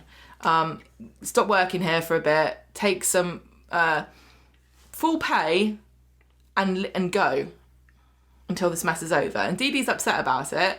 Why, I don't know, because no work, all pay sounds good to me. Well, this is a perfect opportunity for her to try and take down Joel full time. She could also get a job in Freshco and make double the pay. Yeah. So then there's another confrontation because Dee Dee cannot for the life of her remember how to lock her front door. Joel comes in and says, you don't turn off love like we had. Run away with me. Weird, wasn't it? Run away with me. I never meant to hurt you. You're my future. And he tries to kiss her and she's like, no. What was this about? Just a desperate attempt to try to... He is deering in the headlights, but surely he shouldn't have thought... He could never have thought that was going to work. It might have worked at some point with somebody else. Maybe he has done it. And also, maybe he was stealing something. We don't know. I don't think so, though. Swain visits Dee Dee at her flat. Well, she should just get a receptionist like that bloke. Learns what Joel's done and that Adam's put her on leave. And Swain says, look, roll with the punches. Never forget, we've got truth on our side. I've given the phone to a mate in forensics. It's a big risk, but I'm determined to nail him. Yeah, so that was kind of what went on with that. Also, I kind of liked that she said Swain seemed to have some kind of hatred of men here, because she's like, I'm going to nail that man. Like it was a pejorative just to say the word man, which I really kind of like. I thought that was a cool ending to the episode when she said her intent to take him down, but it does feel a little bit like we know that already, and at this point I'm saying, well, can you just hurry up and do it? I'm totally ready for this story to end. I know that we keep saying it's a bit like The Bill, but it's not like The Bill. It's like a kind of 90s buddy cop movie. Like, whereas all we're missing is the cute police dog that gets shot at the end. Oh no. So also in this episode, this is where we had a few bits between Swain and Betsy. Basically, Swain saying, Mason's a load of trouble. Dylan sees her, Betsy, and says, look, should we go to dinner later? So they're in the cafe later, and Dylan's sensing that Betsy's gone off him a little bit, and she's like, oh yeah, well, I suppose it is too soon after Mason, so you're dumped. And then at the end of the episode, Mason's in a cell, which surprised me a bit, because although we saw him got hauled off on, was it Friday? I can't remember. I wasn't expecting him to actually be locked up somewhere, because we've seen so many people get arrested on Corrie over the years. What did he get arrested for? Stealing a purse. Oh, yeah. Betsy set him up. Yeah. But he didn't really steal it. And he says, right, you come clean today or I'm going to find my own kind of justice. Yeah, so that's kind of what Betsy's doing. But not this week. So this is the end for Betsy and Dylan.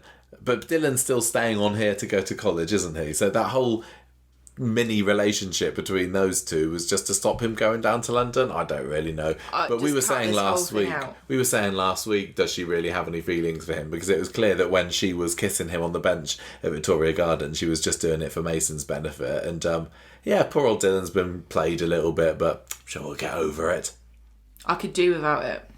On Wednesday, Swain gets a call from forensics. They found a way into Joel's phone. His password was 1234. Hooray! Swain goes to see Kit and asks him, have you ever considered that it was Joel that planted the evidence of Nathan? And he says, no, and it's not really worth looking into, to be honest. And she says, well, I'm going to look up the CCTV to see whether we can see how the evidence was planted. Nothing came of that, did it? But you were saying, why didn't they do this before? But I'm thinking, what CCTV do you think there is, Swain? Because what? Then if they do, They thought it was Sarah, but now she's saying it might have been Joel, but it was actually Kit. Yeah. Why would the thing is that I said to you, why would the evidence have been planted seconds before it was found? It doesn't have to have been, though. Exactly. That van was at that building site for a good week or two. Yeah, exactly. So why does she think she can look at CCTV and see, why would it have been planted there? Because I think that if I was... The very fact of the matter that she thinks that there's CCTV of it being planted is really ridiculous, because Nathan driving his van all over the place, there were so many opportunities and so many people that could have put that hair in there. Just because, really, it's incredibly lucky for her that literally it was Kit and he did it and he went, oh, look what I've just found. No, but if I'm somebody who wants to plant evidence in Nathan's van and I know that he's going to work at that same building site every day, then I was like, well, I've got the perfect place to plant it. And but why would it be there necessarily and not where he lives? Well, but maybe they don't know where he lives. Has she really got That's the only place that I know where Nathan is, so I'm going to do it there. And maybe I did it a week ago, and then Kit finds it, or maybe I did it straight before. But she's also expecting to see what did happen. And to be fair, she's right. She can look on the CCTV and find it. But the idea that she thinks she can is silly, because it's not necessarily going to be somebody coming out with a big evidence bag and turning it upside down and in clear view of the camera. Somebody could have got in the car and got a lift off him and put it on the floor, and nobody would have ever seen it happening. That's true. But I wonder whether they will actually find some CCTV, because they'll see Sarah there, won't they? They'll see Sarah with the scrunchie, and they may well assume, well, that's our proof. She planted it. That's what I would do. I say, right, I should stop watching now. I found all I want to. Right, so Swain gets a call from Costello, and he's like, "What are you up to?" I want to see more of Costello in person. I liked him last week. He only got phone calls. This is just, oh my God. It's like, I'm kind of expecting somebody to go, "Listen, Swain, you've got 1 day to retirement. Don't ruin it for yourself."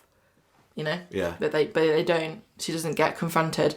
So in the bistro, Swain says, "Kit, why'd you ever go at me and tell Costello about me?" And he said, "Yeah, well, I did, because you were messing around and you can get suspended, and I'm trying to help you and I don't want to get dragged down."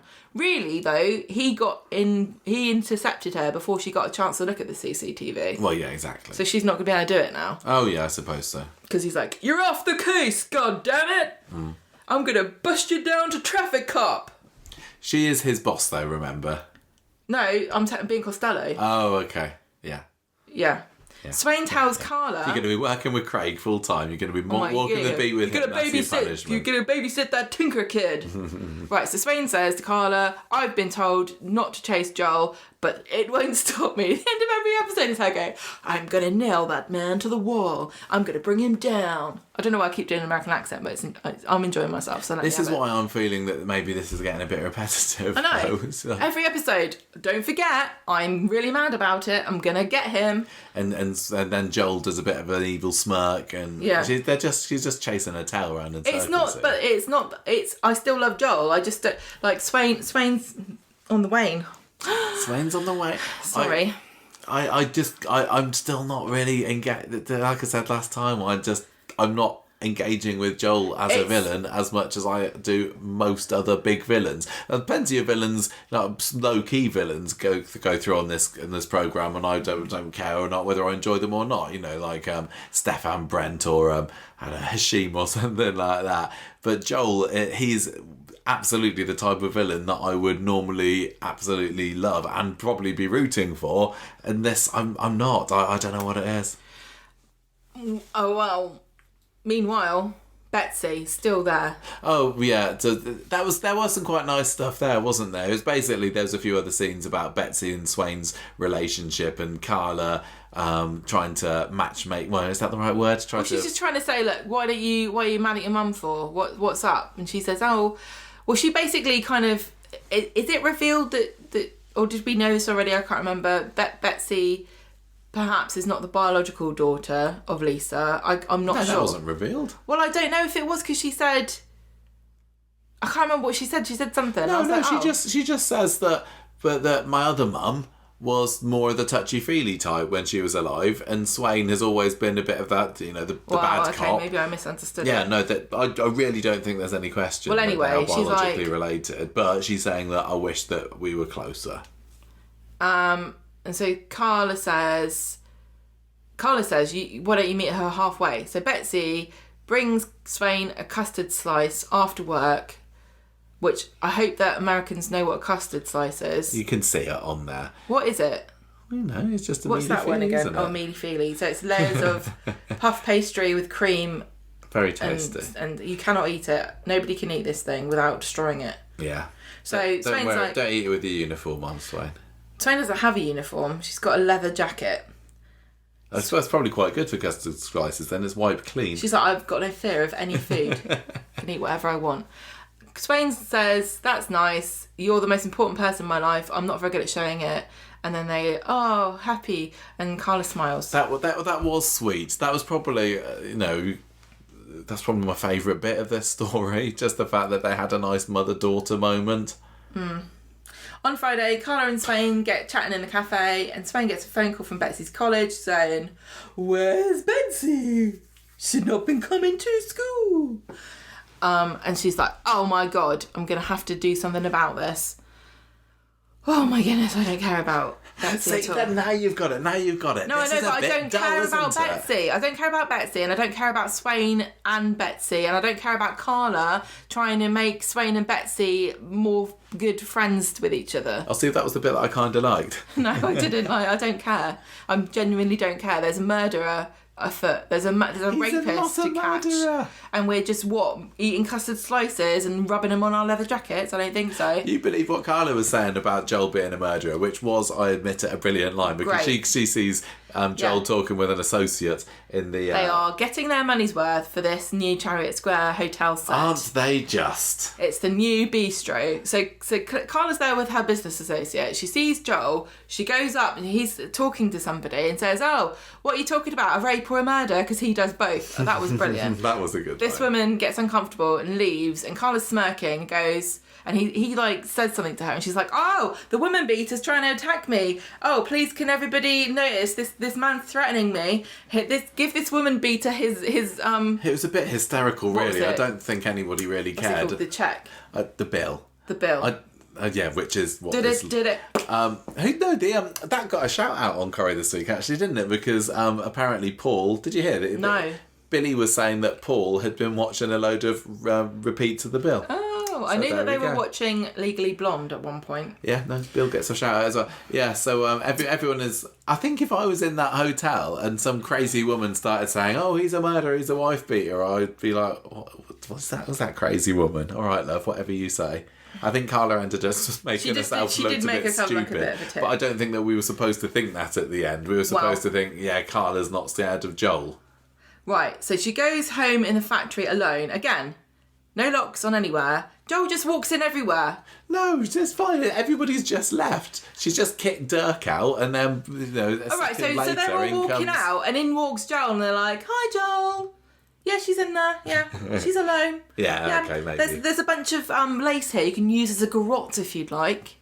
Murders have happened in this factory before. Exactly. You won't be the first. Carla's been responsible for a death or two. There's a very nice looking...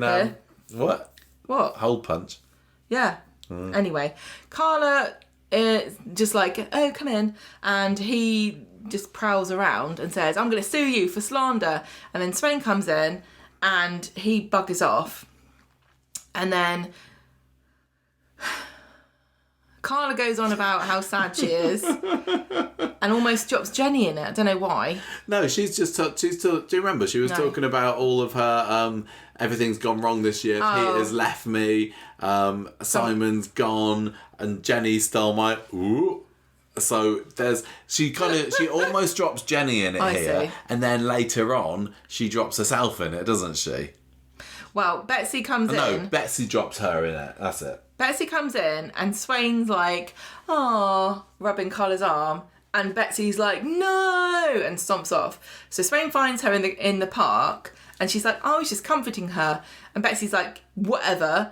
And then Swain says she's straight, and then Betsy says, "So spaghetti till you boil it." Like, what did you think I was? I wasn't boiling her arm. And then Betsy says, "How could you replace my mum?" This is what I think made me think that she was not her biological mum, but that they're both her mums. So Betsy goes, "How could you replace my mum with that cow that knocked a kid over with her on his bike the other month?" And that did make me think just for a second, what she talked. Oh yes, there was that time, that weird moment where Carla doors somebody on his bike. That's bad, bad.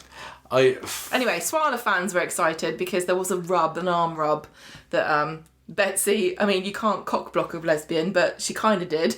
Yeah, I still don't think there's any reason for Carla to actually be interested in Swain at the moment, and I'm not getting any vibes from Carla at all. I'm not really getting any from Swain at the moment either, but I just can't help seeing, thinking about it whenever they're in a scene together, because that's what the online community has concocted up for them. No, Coronation Street knows what they're doing here, and I just hope that this is not, I mean, what do they call it? Queer baiting. Yeah. Where they're like teasing a gay relationship because they know it's salacious and it gets the fans going and stuff. Please don't let this be a big wind up, because it's playing with people's feelings. A lot of people are quite, invested in this, and Coronation Street's got a bit of a bad track record with the fandom and gay characters, because we had all that stuff with killing your gays. We had what happened with Rana and Kate most recently, I think. Yeah. There haven't been very many great lesbian characters on the show. And now you've got this character that's Swain, who it was revealed that she was gay, and then they've teased this Carla thing, and Carla, like, Swain said, has always been seemingly straight. Well, yeah, I still think that if Carla turns around and goes, well, actually, I don't think it would make sense. So I don't know how Corrie can win this, really. They're either going to pee off a load of people who are massive Swala fans, or they're going to turn Carla into something that she's not been anything like this before. It's not necessarily that. It's giving ammunition to homophobia, which already you get loads of that on Coronation Street. If you say anything nice about a gay character on Coronation Street, you'll attract some really nasty homophobic people who say, "Oh, I hate it, it's woke and gay." It's so stupid. Well, but, it feels like I'm wondering what's going to happen. What's the relationship between Swain and Carla going to be like now that Swain knows that Carla's been a bit of a naughty crim and knocked this boy off the bike? Is she going to do anything? Because she likes to play things. I say she likes to play by the book, but she is also trying to bend the rules a bit with Joel. Is she going to be happy with the knowledge that Carla has done something pretty naughty and not say anything about it?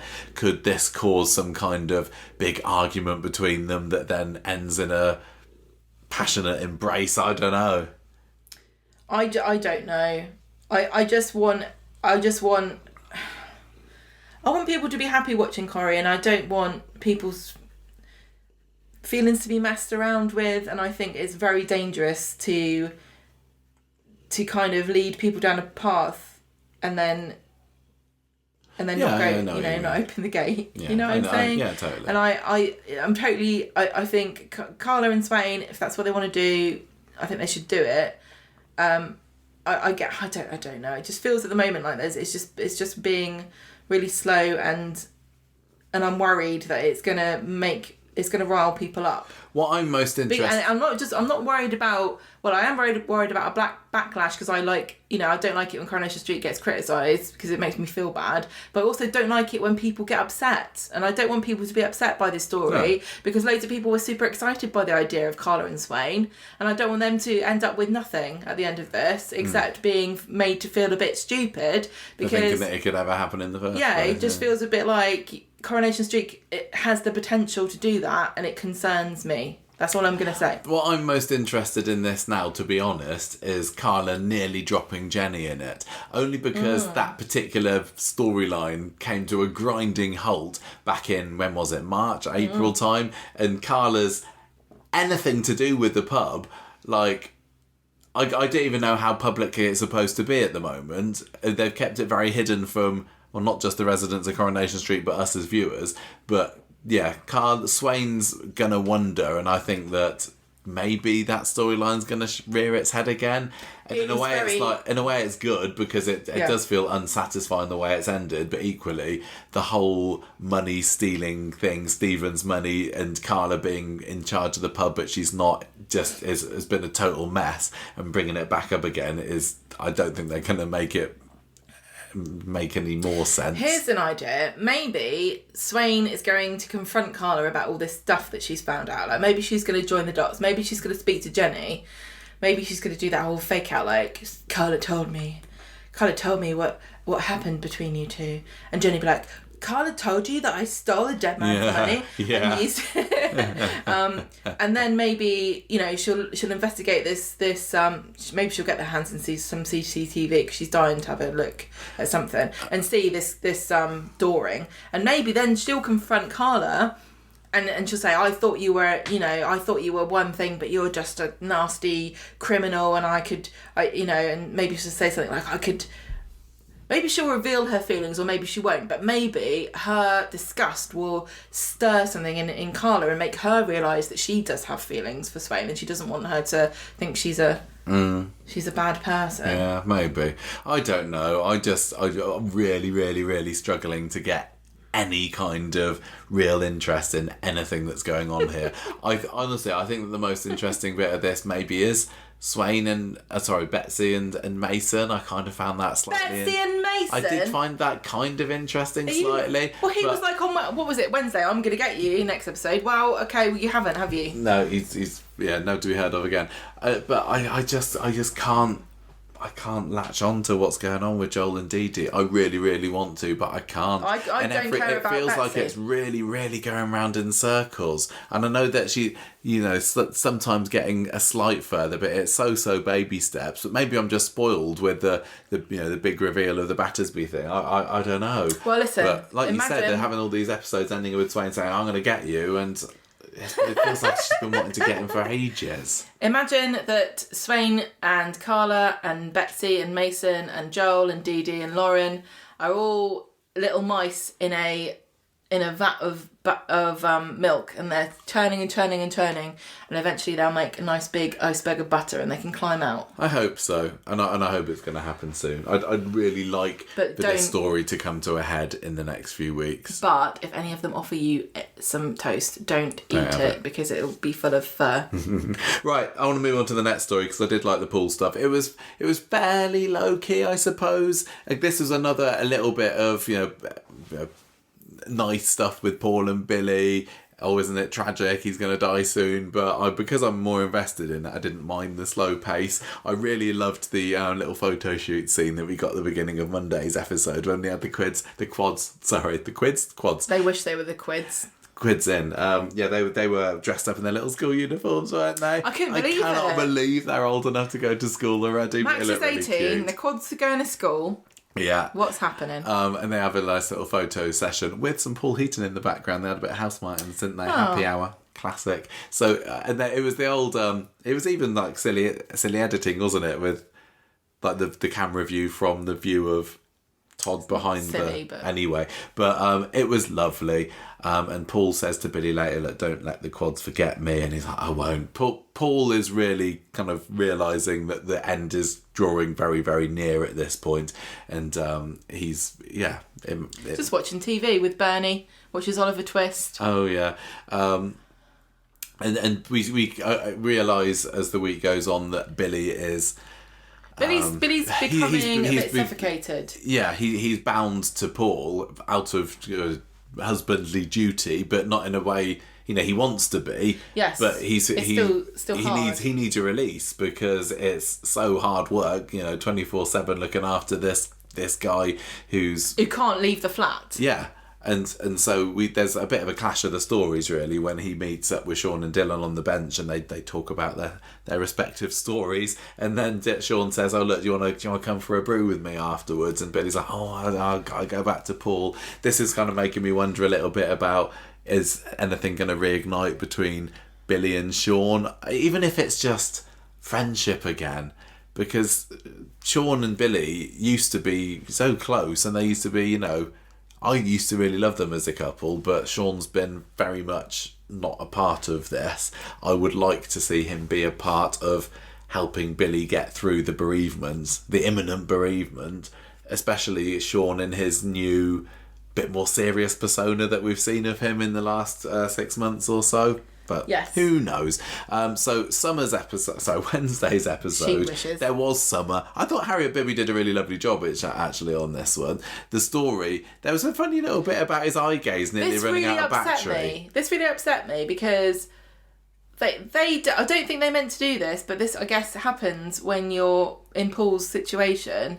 They kind of treated him like a bit of furniture at one point, and he's then laboriously composing this what he calls his manifesto, or Billy calls a manifesto, is Paul with his machine, and then it's nearly running out of battery, and Billy's being so blasé about it. I can't find the charger, and he hasn't really looked, and then he can't find it. And this is the one way that Paul can communicate with people, and Billy's like, one of them things. What are we like? Why have they even got only one charger anyway? I know, and then this is this guy's lifeline. Really blasé about it, and then someone says, "Look, I'll help him write it. You need a break. You go and socialise with somebody." And then she takes his eye gaze machine off of Paul, without even saying, "Do you mind if I move this?" She just kind of pulls it away from him. It's like, you can't stop me. Like, you can't do anything with this now. The battery's running out. This guy's been sitting there writing this out, and everyone's like, "Well, you've lost that now, haven't you? Because we couldn't be bothered to look for the charger." Yeah, that's what it felt like. Are you kidding me? I don't know how much it was supposed to feel. I'd be so annoyed if I was Paul. This is what he was worried about. They didn't seem... Feeling like an inconvenience. I was expecting this to turn into something, but it didn't. What, like what? Well, like, I feel like I'm ignored and I don't have a voice and I've got to rely on you. This is everything he was worried that would happen. All happened in a scene, and it was completely unremarked upon. Well, the main focus of this episode was this manifesto, which, although he can't electronically compose it, thankfully Summer's there with her pegboard with the letters on, and I don't know how on earth this worked. But by the end of it, he's got a big old speech, which we did transcribe down, but then it just kept going on and on and on. But it was basically this is what I want to happen after I die, including make sure you throw away that horrible blue thong, Billy. Take more holidays and don't work so much. Eat more fibre. Don't wallow in grief. Get another boyfriend. And the main kind of the pinnacle of this speech is him saying, I want you to fall in love again. I don't want you to be alone. You're a wonderful man. You've got so much to give. So he's basically saying, don't wallow on forever. Find someone else after me. I mean, this is a soap opera. He doesn't need to say this. It's going to happen naturally anyway. Christmas time, Billy's going to be there under the mistletoe with a new fella. Yeah, I don't think by Christmas. I really don't think by Christmas. But there is going to be another man in Billy's life at some point. Yeah, he's not going to let the grass grow. Yeah, But I suppose it's a case of, is it going to be Todd or is it going to be Sean? Because once again, we're left with not many options. Maybe there'll be a hot new guy. Maybe there will. Maybe Kit's yeah, gay. Maybe. We don't know. Maybe. Anyway, obviously Billy is finding this instruction to to find another love a little bit difficult to stomach at the moment. So he says that, and that was a really lovely scene as well, where he's there really up close with Paul in his wheelchair and saying, like, I'll do everything you said apart from, the exception. You're the love of my life, Paul. There'll never be another. How can I promise you something I can't even envisage? And Paul, I like the moments that they choose to have Paul speak with his, through his vocal cords, through his mouth, because that's obviously the most heartfelt and human sort of moments. He's like, please, and Billy's like, okay, look, as long as you accept that they're not going to hold a candle to you, then maybe I won't close myself off. So he's already coming around to the idea a little bit, and they Paul says he wants a haircut, and that's kind of the end. But yeah, those scenes were lovely. I'm really going to miss this Billy and Paul stuff when they're gone, because those two are so fab together. I know, and who would have ever thought, really? Yeah. Because there was that whole thing with Billy, Paul and Todd, who they're going to end up with, and I don't think I was happy when it was Paul and Billy, to be honest. Well, I mean, Paul and Billy were together for quite a while. I mean, when Paul came into it, he was Billy's partner for a few years, and then Todd comes in and disrupts them. So I suppose this story does just, the fact that they've been together for the last year and a half or so is putting things back to how they had been before Paul got his claws in. Who? Billy got his claws. Billy? Todd, I'll get there in the end, the third gay dad. But yeah, I think they're great. So Friday, Kit comes round, doesn't he? And I thought he was looking a little bit dodgy at the end, but I think it was more him deciding, Paul says he needs a haircut. I know somebody who cuts hair. I don't know why they didn't think of them really, because he goes round to the cafe and gets David to give him a bit of a trim. I know, David, this was inspired. I know. Who would have thought that his old friend, who was a hairdresser, could have cut Paul's hair for him? I still think that in Paul's final months, we've not seen enough of him and David together. There's no time. I know, it's sad. There's no time. So we need 3 scenes of Swain telling us that she's gonna get Joel. Yeah. And also Joel coming into Dee-Dee's flat and going, when are you gonna lock the door, you dozy cow? So Billy is prized away from Paul in the flat in tonight's episode, wasn't he? So we can go and have a bit of a booze up at Chariot Square Hotel. Where else? Really? Where else? And those scenes were quite nice. I didn't remember there being any particularly memorable dialogue, but it was quite jovial, and you don't see very many friend things that often on Coronation Street. Who was that? So it was David, it was Todd, and then Kit turns up on the end a little bit as well.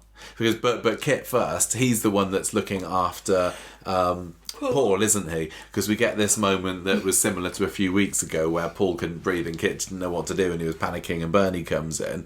But this time he does know what to do. It was like, again, Peter Ashton, we don't need to say he was fantastic, but him looking like he was choking and he couldn't breathe, it was really panicky stuff, wasn't it? Can I just say, I forgot who plays Kit. I can also not remember the actor's name. Well, he did a really good job of panicking, but trying to act like, okay, well, I've got to keep a lid on this because this could turn out badly if I just lose my head. And obviously he's a police officer, so he's used to maintaining some kind of decorum. But he had to get the oxygen mask and strap it onto Paul's face to get him to help. And he clearly help him breathe. Didn't know what he was doing. He was like crushing Paul's nose at one point, wasn't he? But yeah, I was wondering whether that was going to lead to him doing it wrong, or because he was trying to be all calm about it, wasn't he? He tried to wipe Paul's mouth at first, and I think that. I was worried that it was going to be more serious than what Kit thought it was. You know what I mean? I think that Kit thought, I've got to stay calm. This is really terrifying, but I've got to stay calm, and I know what I'll do. I'll do the same as Bernie, and then it'll be okay. But what it actually was a lot worse. Okay. No, that was, but anyway, it turned out fine. He was fine. He could breathe in the end. It's Jacob Roberts. He plays Kit. Oh yes, of course. And Bernie ends up coming so that Kit can go back to the hotel. Hang on, no. Before then, Kit says to him, "I wish we had more time together." Oh yeah. And Paul says it won't be long now. Oh, yes, he does, doesn't he? Paul sees the end is in sight. And Kit says, well, I'll make sure to spend as much time with you as possible. Yeah. Bye! We see later Paul sending a goodbye message to Billy. Well, he kind of reads it out. Not goodbye. Yeah, good night message, sorry, to Billy. He reads it to Bernie, and it kind of warms the cockles of her heart. Well, she was just thrilled to know that there's such a pure, true love between her son and Billy, and she said, not everyone gets this, even in their whole life. And she was just really content, and it was nice to see her at peace. And also, I thought it was so lovely when she was like, right, let's get you ready for bed, and she gets a little kit out to kind of help him. I don't know what she needs to do to help him prepare for bed, but it just felt like there was a routine there that we hadn't seen before, that has been going on unspoken this whole time. And everybody, I think, this feels like the calm before the storm, because everyone is kind of used to what's happening and become accustomed to it. But Paul is, warning, this isn't forever. I'm going to go soon. Because he didn't want Kit to tell Bernie about the coughing fit that he had, that was not being able to breathe, and maybe that's going to turn into something next week. And Bernie's like, why didn't you tell me? I don't know. But it is really nice to see Bernie feeling content, because we've seen just a few weeks ago her losing it by saying this is eating me up. I can't stand to see my boy waste away. Well, he was also talking about donating his organs, which upset her. Yeah, but like that. Well, he said he wanted to donate his cornea, and it turned out he couldn't. And he was like, I'm going to make sure that I, spend the last however long I've got left making a difference, and he hasn't really. No, he said he was going to donate his body to science. Is he? And that would do. Oh, okay. That way you don't have to do anything. No. That's what I'm going to do. So yeah, even though Bernie is going through hell, it's nice to know that she probably feels some kind of satisfaction and contentment with knowing that she's making Paul as comfortable and she's happy also as she can. Probably looking at how beautifully Paul is coping and how wonderful his relationship is with Billy and thinking, I didn't do such a bad job actually. Yeah. Because Kit's really knocked her confidence and made her upset and made her think she's a bad mum. Yeah, she's had a rough few months. Yeah. So when Billy gets home... Oh yeah, he comes home and he's thank you for leading me into that. He's just plastered, isn't he? He's had a few too many, and Paul's in bed at this point. So Billy says, "Look, just crash out on the sofa." Bernie tells him to crash on the sofa. What did I say? I was saying the wrong names again, and so he does, and she leaves him to it. And so Paul's in bed, Billy's on the sofa, and everything seems pretty much okay. Yes. For now. Anyway, it was just nice. That's it. A lot of this story seemed a bit repetitive, and like we've seen it before, and Billy does that. How many long, profound messages has Paul composed on his eye gaze or word board over the past few months? That seems very familiar, but I can't get enough of it. Whereas when Dee-Dee and Swain and Joel are doing their same cat and mouse again, even though there have been developments there, I still complain, but you just can't make me happy. You can't. Nobody can. And speaking of which, this Jack storyline. Come on then, I'll do it. Go on. Jack is all suited and booted for his court appearance on Monday, and Kevin's closes the garage so they can both go. While they're in the court waiting room, Stefan marches in and he's like, "How dare you get a plea bargain? My barrister's going to oppose it. You backstreet grease monkey and you druggy wife." I think, was it Navdeep on our Facebook group who pointed out that Stefan's looking pretty good for someone that nearly burned to death? We've not seen him since the fire, and now you can never tell that anything happened to him. I would say, if I was Abby, excuse me, I'm also a grease monkey and I'm an ex-druggy wife. Thanks very much. Anyway, they had all these big building up scenes and lots of like tension and the Websters and all umming and ahhing and saying, what will happen? Our lives are about to change. And I was thinking, there's going to be something happening, because they don't normally make such a big deal about a court case, because they happen all the bloody time on this show.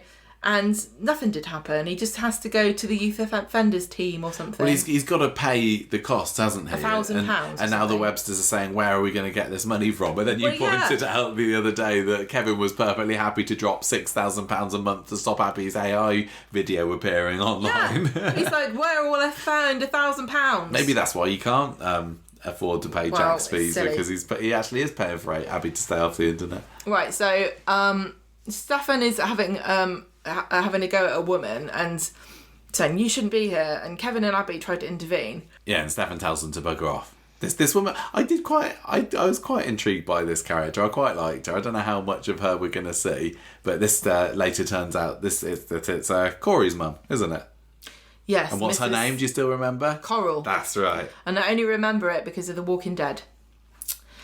Abby is mad about Stefan at the garage later, and then a woman turns up. She's Coral. They go to the house, and she had a breakdown after Corey killed Seb. Talks about how awful Stefan was. She's like, he was so rich, so I didn't mind. But then he was mean. And if only I stood up to him, and he wouldn't have made our son a murderer. Yeah, she just wants to do what she can now to help kick the boot into him. Yeah. Now she's thinking that I can get half the money in the divorce. She's suddenly interested. She's like, I don't know what to do. I can't stand by anymore. Apparently, she says, all of Stefan's mates have stopped talking to him, and Corey won't even let him visit him. And she says, I really want to help you. I've got money. I don't really get why that want? happened. What? Why has everybody turned against Stefan now? I know, they're all... Surely he's mates with a load of wrong-uns already. Yeah, and Corey is clearly a wrong-un. Yeah. What's he done wrong? I don't know whether I'm missing something here. In their eyes, honestly, I don't know what he's done wrong. He made deep fake porn of somebody. Apparently, yeah.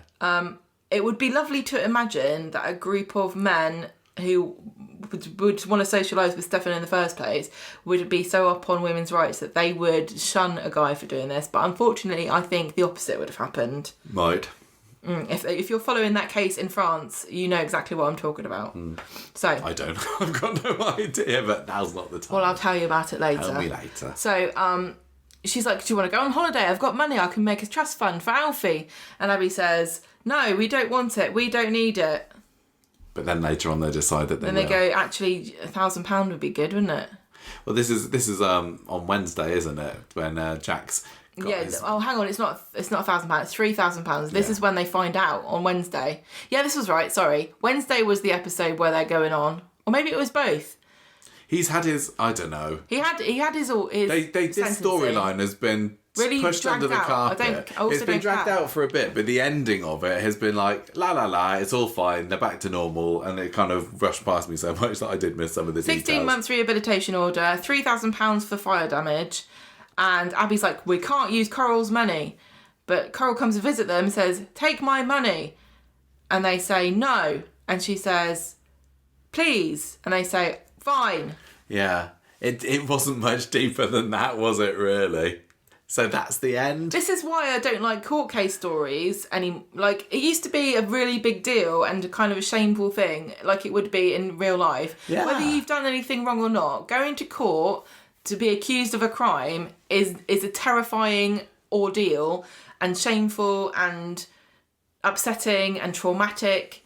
And they've had kind of a token couple of lines where they've been like, oh, I'm really nervous today, but I've not felt it. It's almost every single time somebody on Coronation Street does something wrong, they go to court and then they get given community service. You never see them doing it.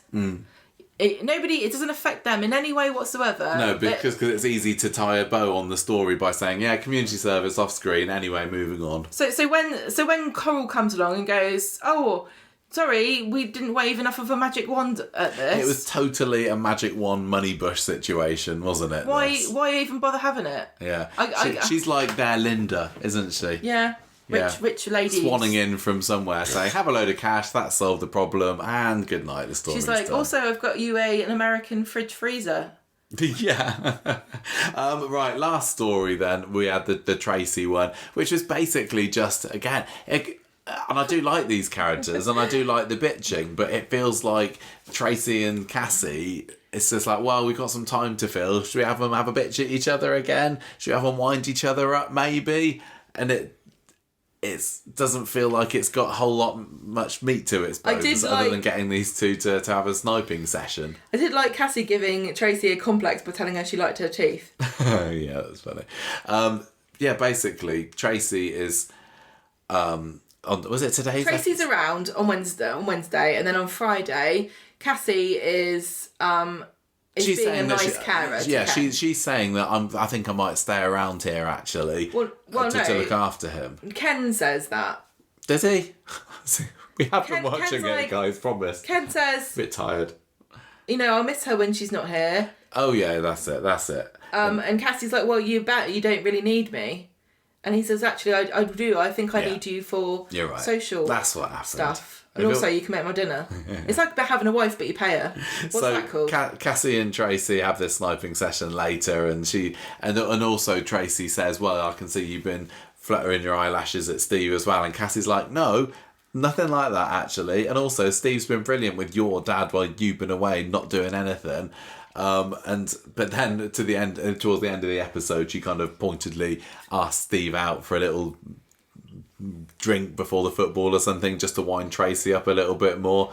And Tracy at some point after that asked Steve, is Cassie the one that you fancy? And he says no. Basically, it's just a very, very long-winded dilly-dallying around Steve's eventually going to get back with Tracy. Or Cassie. I wish that something would happen. Because again, Steve's been on the dating circuit. That he's been circling Cassie for what feels like months now, and it gets brought in every now and then it gets forgotten about. You get some stories like I'll moan about the Joel story a bit, but at least the story does have these like, oh, and now it's jumping forward. And the same with the Battersby storyline. That feels like there's some, and now this is happening, and it's completely different to what you thought the way the trajectory the journey was going. But this is just being a bit too meandery, I think. We got to find out that Steve's been waxed. I mentioned that earlier, didn't I? I know, but Tracy was very intrigued. You just want to bring it up again. Yeah, Steve's a whole new man. Maybe that's what's gonna. Maybe she likes that, but I bet Tommy O is. And that's what, and maybe that's what's going to get her back with Steve. I don't know. I've got nothing to say about this, have I? You can tell. It was the Battersby story that kept this week going for me. We were able to talk about an hour on that one, and everything else has been squeezed into the same amount of time. Great but that was absolutely Wednesday. Brilliant. But I think that the other stories, for me, did drag it down a little bit. I mean, not the Paul one, but then the Paul one was just everything's kind of nice, and he did another nice speech, and I'm gonna give it 3.5, 3.5 of Billy's blue thongs out of 5 this week. There was some really amazing stuff, but the rest just didn't do it for me. Well, on my desktop, I have 4 Leanne's folders. 4 folders of Leanne's. Yeah, wow. I'm only deleting 2 of them. Yeah, I'll give you this week's 4. Who's gonna? I think I'm gonna give the character of the week to Leanne. It's gotta be Leanne. I was gonna say she was fantastic. Fantastic, Jane Danson, brilliant job. Yeah. So much history. She's found out the truth. Yeah, she's still kind of taken in by the Institute as a whole. Her grins on Friday as Nick was trying to get into the flat, and her just sarky responses to everything that he was saying. I loved it. She was properly on form, and of course still willing to extend that olive branch to her sister. Icing on the cake for me. Yeah. So pretty good week with a jolly good Wednesdays episode.